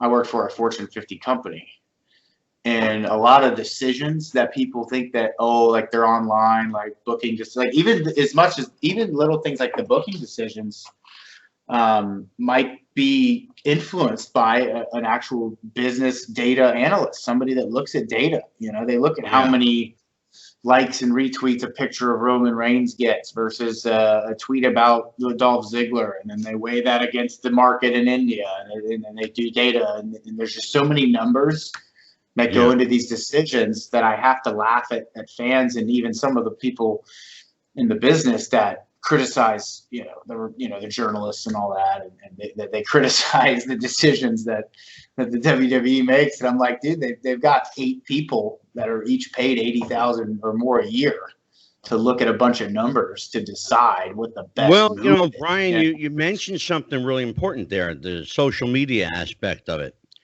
That's a relatively new thing, relatively speaking, with regards to wrestling. What'd you say? When was the WWF around? 1962? 1963, they had Bruno beat Buddy Rogers in May of '63, and Rogers it's only actually been around since 1961, if we want to. Exactly. So, and how long has social media been a huge thing? Since about what? Well, here's where I was going with that. How important is social media in the overall product or the development thereof, given the fact that it's a fairly new thing with regard to the wrestling product. We were just talking before you joined us about particular individuals in social media who, for whatever reason, people listen to. I don't know why, but they do. And it seems to me that these, faceless big mouths in the wilderness are garnering the attention of not only the larger federations, but everybody seems to be listening to them. And I don't understand for the life of me why you would listen to some guy that's never been into a ring, that's never had a fight in his life. What makes him an expert? Why? Because he's got, 100,000 idiots. Yeah, that are going to it becomes blind leading a bunch. So videos. So to talk on that point, that's where I'll say that social media is not necessarily great for the corporation, right? It's more of a bonus for the boys and for the fans, and it sort of evens the playing field, right? Before social media, how to work it, sure. Yeah, all the marketing, everything you were seeing and looking at was created by the WWE through their marketing campaigns and how they controlled everything. Well, now you give every pro wrestler, you give every fan, you give everybody, you give every commentator, you give every single guy that's ever had a drop of coffee in the business or even just bought a ticket. They all have a marketing tablet. They have a marketing tool in the palm of their hands, and they have global reach. And so now that kind of evens the playing field, right? Now the boys can build their brand on their own. They can build their brand on the independents. They can get booked through these other shows. So what does WWE have to do? They have to keep up with that. They have to follow suit with the social media. They have to dominate the social media. So that way, they maintain the marketing monopoly there. Right. But social media has been great for evening the playing field. And that's why the independent scene has seen a rise in popularity. And guys like me can make a living on it. I know tons of guys that don't have a famous last name that make a living on the indies because they're great workers and they're phenomenal wrestlers. But guys like you, Brian, that are, of the old fart generation who remember wrestling as a certain way and a certain mindset, and perhaps who don't quite frankly, I'll just be honest, I don't understand, nor do I think I really want to understand how social media works. I'm not real good at it. That's why Mikey Messier takes care of our stuff. Well, hey, you're on a podcast here. That in and of itself is a relatively new, kind of form of media. Yeah, well, Yeah. the thing though is Like you don't need to own a radio network anymore to have your own radio show. what? Yeah, well, I was just going to tell you, I made my living for many, many years in radio. Mhm. I've worked in two industries my whole life, Brian: wrestling and music. That's it. And I understand marketing. Mhm. I understand promotion. What I don't understand is how social media makes the product better, if it makes it better, and what's to be gained from an Instagram or a Twitter or Facebook, God forbid. Yeah, I wouldn't say that it makes the wrestling product that you see it on TV better, as much as it just allows the talent to get themselves over and allows them to engage with the crowds without it needing to be approved. You know what I mean? Undertaker went his whole career without needing a Twitter or an Instagram. But why is that? And Because Brian, he was one of the things I harp about a lot, and you can ask Mikey and Dan, they'll tell you ad nauseum, is I harp on the fact that you've got these keyboard warriors, every one of whom is an expert on wrestling. they're terrible. Yeah. Okay? That's my issue with social media. That's my issue. The bigger issue is there are dipshits out there listening to other dipshits and accepting their bullshit as fact. Yeah. Right. So That's- Dan, that's go ahead key. and I'm going to let you pick up, Dan, because you have a much calmer demeanor than I do, because I'm going to get myself fired up. Well, I think that's key, and like Brian mentioned, how some people haven't needed it. I think social media has been one of the bigger double-bladed swords in wrestling for every talented performer that's been able to get picked up on YouTube or get seen through a Facebook share, and made the business better. Unfortunately, there's some people today that we've talked about on the show that have, I guess our opinions or my opinion, made wrestling worse.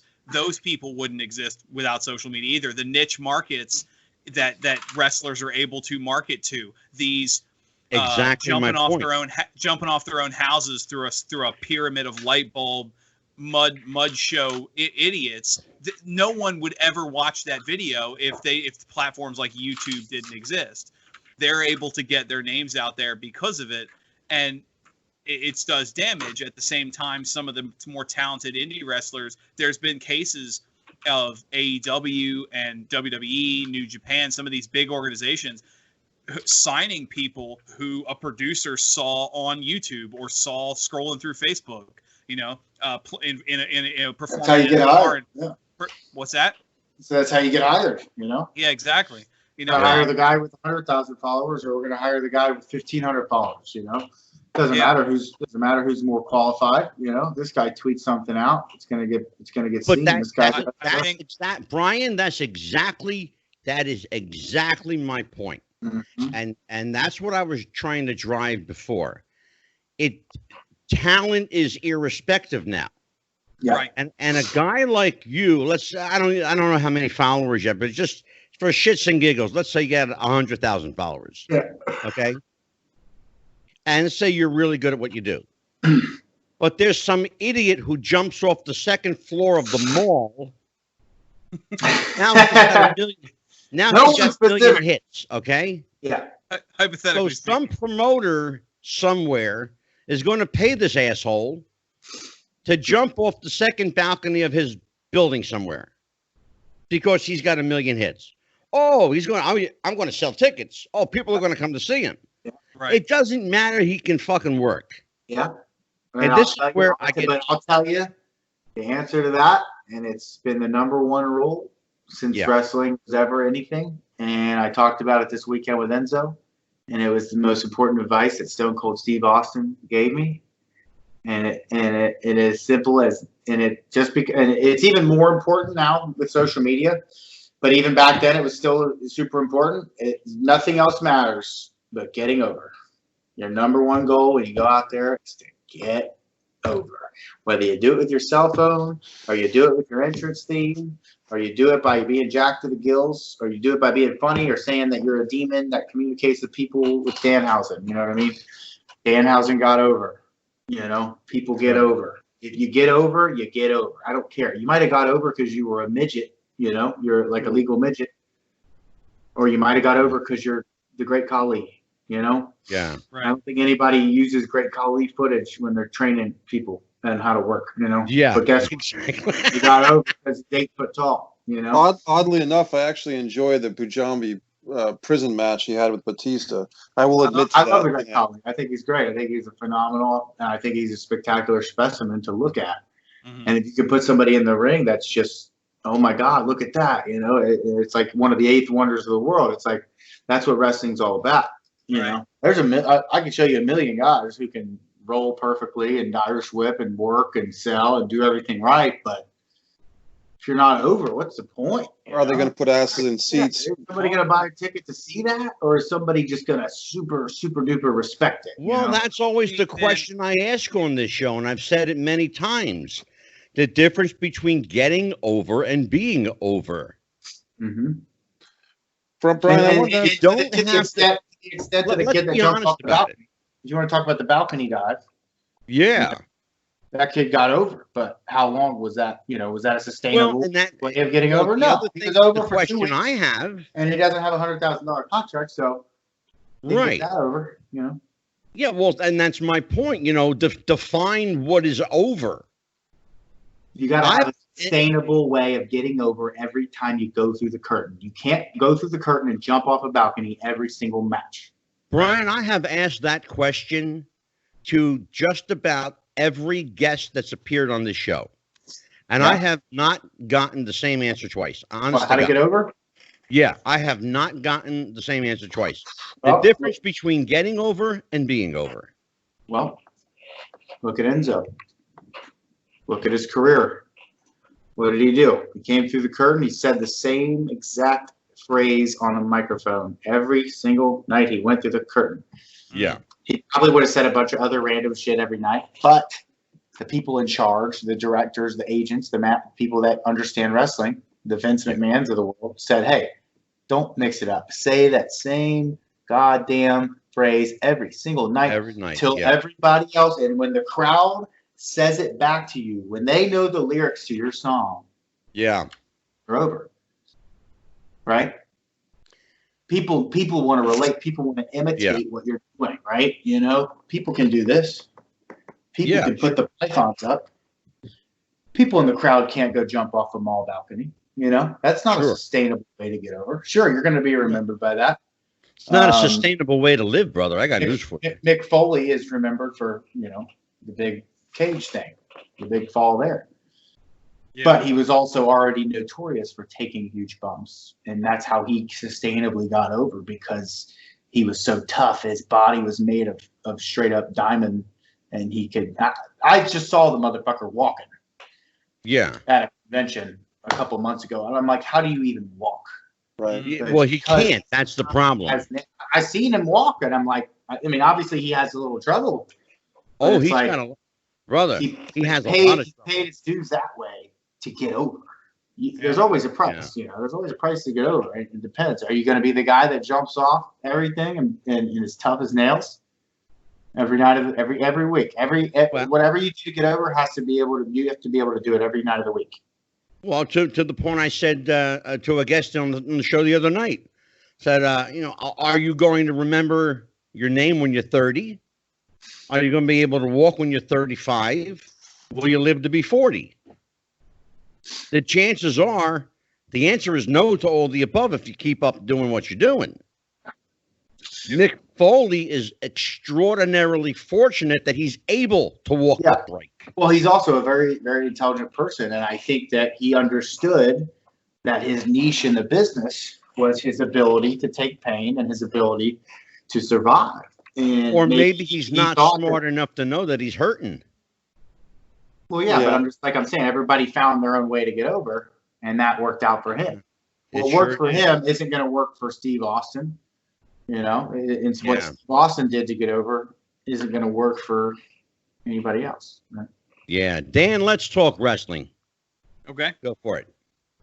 Well, going off what Brian was talking about, it's it's funny you talk about being over. I mean, you look at someone like a Stone Cold Steve Austin, Hulk Hogan, some of the biggest names, biggest draws in the history of the business. No one is ever going to remember Hulk Hogan or Steve Austin for their technical in-ring ability. They're going to remember the moments they can put together. I touched on a couple weeks ago the Rock and Roll Express winning the NWA tag titles on one of the episodes of Power. I don't remember for the life of me whether or not that was a good match. It was probably terrible, but I don't care because it told a story and that's all I cared about. It was the moment. I was in the moment, and Ricky Morton can still do his thing all these years later. So Brian, touching on that, where do you as a performer, as you said, you mentioned earlier, you're training harder than you have before, you're working harder than you have before. Where do you start to blur the line between how to work the crowd and how to work the abilities? Excellent question. I taught you well, son. I'm sorry, I totally got lost with that question. You said what I'm asking is there's performers that can work the crowd, and there's performers that can go in the ring, but maybe not have that aura about them. You mentioned you training with Lance Storm. I think he's a great example of someone who's remembered endlessly for being one of the best technical wrestlers in the history of the business, but maybe not as much for his charisma, despite the fact that he had it. It just wasn't the character. I'll tell you exactly what Lance told me. And he'll tell you that he was 2/3, of a full package. And there's a triangle. There's a Venn diagram of attributes. And it just comes down to three things, right? Your in-ring ability, your physique, how you look. And then the third thing is the charisma and getting over with the people in that sense, and cutting promos in that too. So Lance was exceptionally amazing physique, natural physique. There's one star, gold star. And then the second gold star was he was probably one of the greatest, safest workers that ever lived when it comes to safety to action ratio. Everything he did, he didn't take risks that he knew were not safe risks, if that makes sense. Like he knew that the bumps over time were going to tear his body little by little, but he would not take a crazy bump if he knew that it could fuck him up that night. You know what I mean? So talking about a guy that he's very smart about physics. He understands gravity and shit, because I've seen him control it with my own eyes. Like he's a freak of nature, and he also was a volleyball standout athlete. He's one of the highest jumping people I've ever seen in my life. So freakish athletic ability combined with freakish control over your surrounding, over the ring, over his opponent. I mean, he made other people look like they were better wrestlers than they were. Right.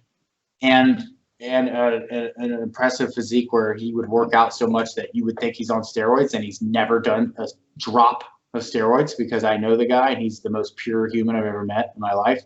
But I will say he's addicted to coffee, and that's a huge vice. Now, I joke with him because he's like, I've never done drugs in my life. And he drinks caffeine, and I'm like, that is a drug. It makes you better at life.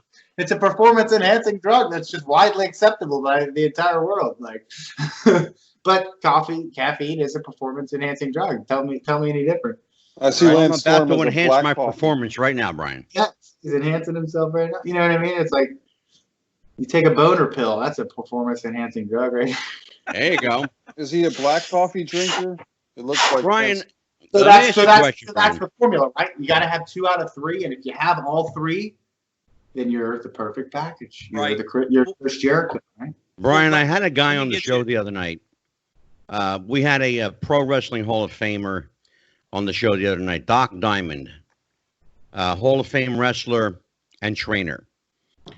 And he's one of the guys that started the Monster Factory with Larry Sharp. Mm-hmm. I asked him a question. Doc, guy comes into you. He plunks down his money, says, I want to be a wrestler. What's the first thing you teach him? Okay. Without hesitation,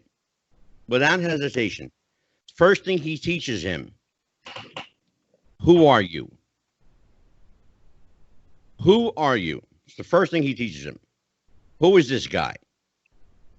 Because if you don't know who you are, then how are they going to know who you are? And I said, Doc, what if you got a guy comes in, he's got great personality, he's full of energy, he can talk, he's got a look, but he can't work. What do you do with a guy like that?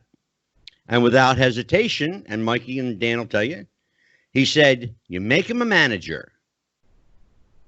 So I'm going to ask you, what happened to the great managers? And have you ever run across a guy that had that 2 out of 3 factor? He had the look, he had the physique, but he had no workable skill. Or maybe he was great on a mic, but couldn't work in a ring. Oh, you're saying physique and mic and no ring ability? Yeah. Well, I don't know. I'd say that's a tough one. But I'd say that maybe when I was first starting out to wrestle, I was in a sense like that because I was just training and learning.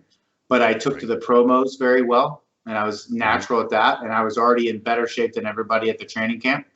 I was the best looking guy there.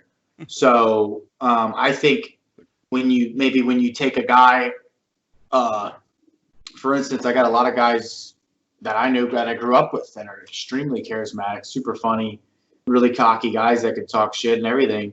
And they're also in great shape, but they would have to learn, the art of wrestling.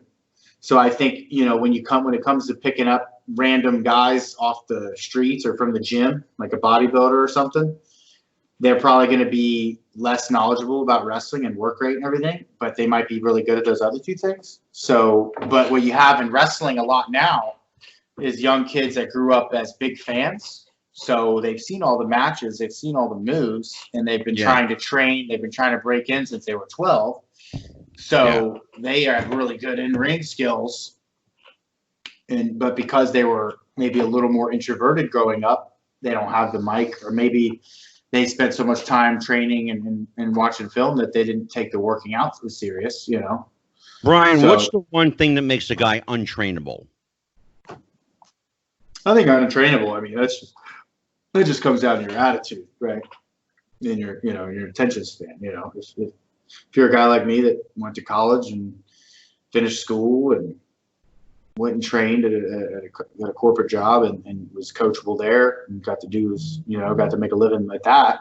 If you could succeed at being a normal person, then you should be coachable enough to wrestle. But a lot of times people might get into wrestling for the wrong reasons, or maybe they failed at normal life. Maybe they didn't get good grades or succeed in college. So then they try to get into wrestling, and then they find out that they're not very coachable because, they weren't coachable to begin with, So well, let's talk about what are the right reasons to get into the business. If you think that you can do it and you have a certain look and you've got a certain level of charisma, what are the right reasons to get into the business? Well, for the longest time, it was to make some money. You look back at all the old school guys.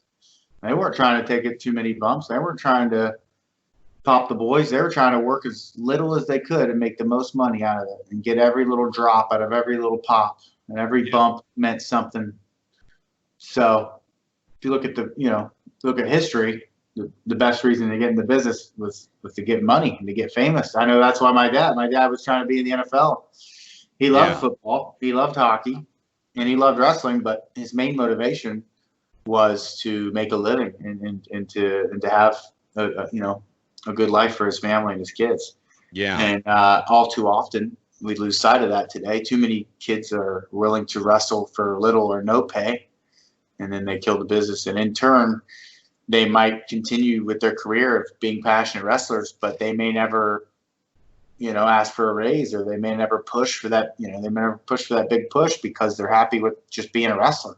Yeah. But back then, guys weren't just happy going out there and breaking their necks. They wanted to be paid a lot of money to do it. So yeah, I think there's plenty of reasons people get in the business. I personally have a very important story. I have a very important reason to get in the business, but it's personal to me. Not everybody has a famous father that died on the road, Sure. My dad had a lot of work left to do. So I have kind of a personal goal within myself to finish that work and to finish that job. But that's a very rare thing to happen. So. Sure. But at the end of the day, I want to get paid too. I want to help my Aunt Linda and help her with the taxes that she needs to pay that are backed up. I want to help out my sister who's going through what she's going through and get my family squared up because, the death of my father was very tragic. It did divide my family and put a lot of people in some financial situations. So yeah, there is a little bit of that too. I've got a few goals in mind, but the respect of my father and the respect of the boys and the respect of my peers in the business is one of the most important things to me as well. So, right. I'm not just going out there to say I'm a pro wrestler. Like, I'm not just like, I didn't grow up like watching wrestling every night. I grew up on the streets, getting in trouble and shit. Yeah. I had a tougher upbringing. I wasn't just sitting at home, watching wrestling because I thought wrestling was the enemy. I thought it killed my father. It killed me. We got an echo, guys. Got an echo. Is it me? No, I think, Angelo, do you have a second phone on or something? Oh, here we go. We're good. Hey, Brian, I wanted to get back in there. I know Angelo's taking the night off from interviewing tonight, so I wanted to ask a question. It's okay. I was running late. It's not his fault. He's tired. Brian, this was a topic I wasn't sure about bringing up, but you just did, which was your family history. And as a longtime Brian Pillman fan, your father, I got the action figure right there, the stomp. Oh yeah, brother. The stomps are classic. Well, I've got one tattooed on my leg, for crying out loud, of Pillman, Brian Pillman. But your situation with your mom going on Monday Night Raw, you've talked about it before in interviews with different, Chris and everybody else. But I guess I just want to follow up. Now that you've gotten some success, you're wrestling regularly for MLW. You were in that AEW Battle Royal at one point. Who knows what the future might bring for you? I just hope that, I kind of grew up in a dysfunctional family myself, so I'm pulling for you and your family that even if things aren't perfect with everybody gets somewhat along. Is there anything you want to say about the update to the family situation? Or is that something you want to leave off the book? Something you want to leave off the that books. That echo, guys. Angelo? Yeah. You got that echo? I still hear the echo. Is that me? There we go. We got it. We're good. Yeah, we had a little issue here. We're good. Go ahead. Continue. I guess I was just asking Brian if that family. You want an update on the family situation? Yeah, right? if that's something you want to talk about. It's absolutely.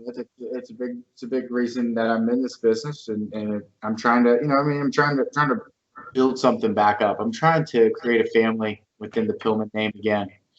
My mother did a great job at tearing it apart. She did everything she could to ruin everything and burn every bridge. But as you can see, I'm reconnecting with a lot of the brothers, a lot of the guys in the business, and I'm rebuilding those bridges, and I'm rebuilding the Pillman name. So as I've grown older and gotten more mature, I've learned to, forgive my mother, and I've reestablished a good relationship with her, and in return, she's given me stories and little secrets about her interactions with people in the business long ago, how she got to know Triple H and Vince and different guys. And it's always nice to hear those little insights. So it just kind of starts with me maturing and understanding the goals that are at hand and understanding that I can't change her. So I just have to accept her. And my sister, Brittany's been doing really well. She's got a boyfriend now. And all the things that kind of damaged us when we were younger, we're starting to outgrow, and we're starting to discipline ourselves to be better people. I had a lot of bad habits growing up. I got in a lot of trouble. Could have been worse though. I could have ended up with the wrong crowd. But I always had this longing for excellence, and I always was drawn to, the football players and showing up on time. And my uncle Mike, he's 70 years old. He would always get on me for shit, and it was like you had to have good grades to play football. You had to have good grades to play on the lacrosse team in college. So through the pursuit of athleticism and greatness and excellence in those fields, I was able to achieve an education and so to speak, kind of bring some credibility to who I am as a person. I think having a college degree would be great going into any company that we want to hire. Absolutely. I can do any job there. Dan, I'm going to give you the last round. Okay. You got it, kid. All right. Well, I guess as we wrap up here, I was hoping you could expand a bit now on, Mike touched on your contract, and Angelo was talking about, as the evolution and all.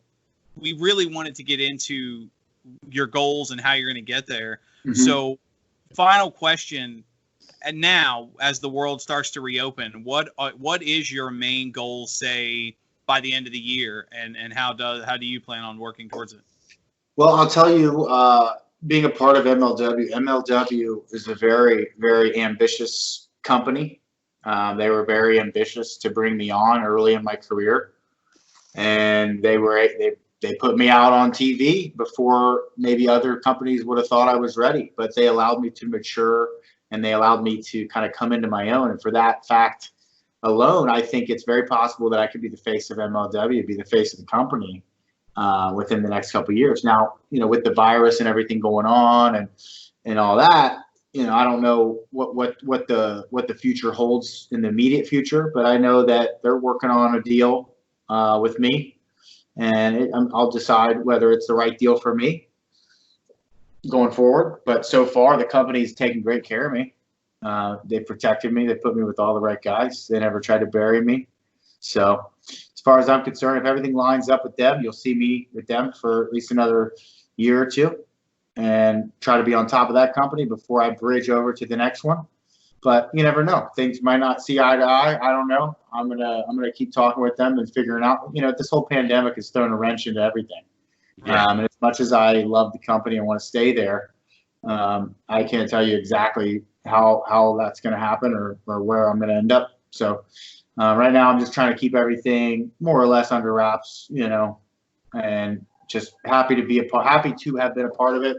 And I will be happy to continue being a part of MLW if we can come to an agreement that satisfies me, considering all the other options that are available within the wrestling marketplace might not be hiring due to this pandemic, or they might be looking for talent down the road. I don't know.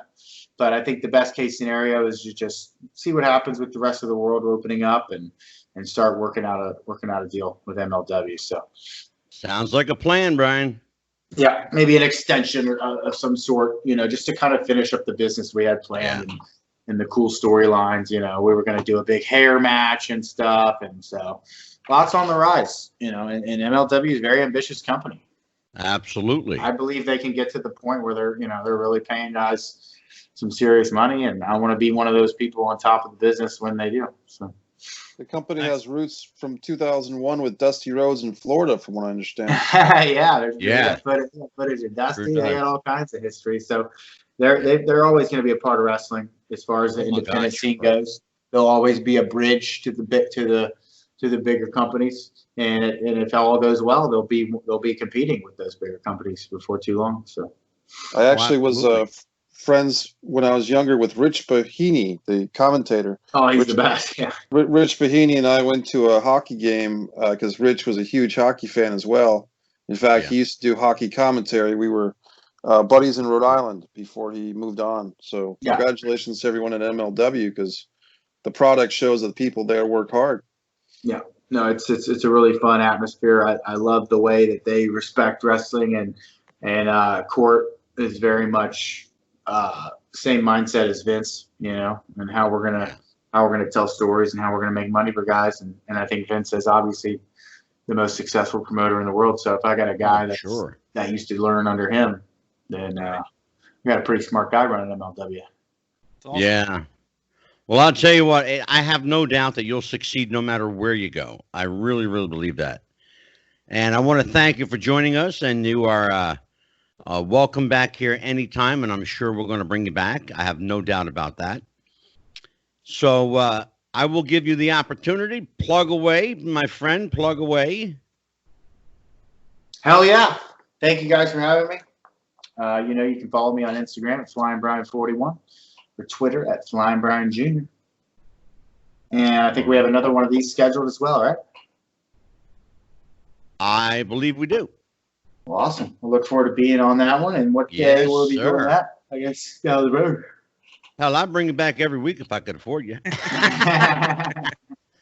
Mike Messier, promote your stuff. Like I need you to promote your stuff. Go ahead. Well, MikeMessier.com for all your Mike Messier needs, wants, and desires. For those who are listening to us on the audio podcast world, please subscribe and like to both the Wrestling with the Future YouTube channel, because you can see some cool Mike Messier movies on that channel, as well as Mike Messier YouTube channel. And Avalonia Film Festival, my film festival, is still accepting submissions. There is a pro wrestling category, which is named the Ox, Nelson, and Dano Award after 3 friends of mine from the world of pro wrestling that are no longer with us. Ox Baker, Nelson Frazier, a.k.a. Viscera, a.k.a. Miss Mabel, and Danovich. Brian Danovich was a friend of mine that I met. We were actually starting to do a podcast together 2 summers ago, and he passed away a month later. So hopefully that's not a curse to anybody here. But, just doing more good stuff, and happy to be here. Yes, and I just want to mention real quick, as far as the Brian Pillman Sr. collection of matches, I think he wrestled Tom Zenk for the WCW Junior Heavyweight title. I want to say it's Super Brawl 2. Hi, Mikey. We're not going to do that tonight. Well, I just wanted to give a shout out to that. Oh, go ahead. I already did. And Go ahead. just as a longtime Brian Pillman Sr. fan, it's such a thrill to talk to his son, his legacy. And watching that tournament tonight or today, that Stu Hart Cup, Opera Cup, there's some really good matches in that thing. So I'd suggest you check that out. Yeah. Thank you. Absolutely. MLW.com, MLW on YouTube. Check out my recent match with Fatu. Oh, yeah. One of my better matches that I believe that I performed my best. I almost won the title there, but they had to stop me. Somebody had to stop me from getting that title.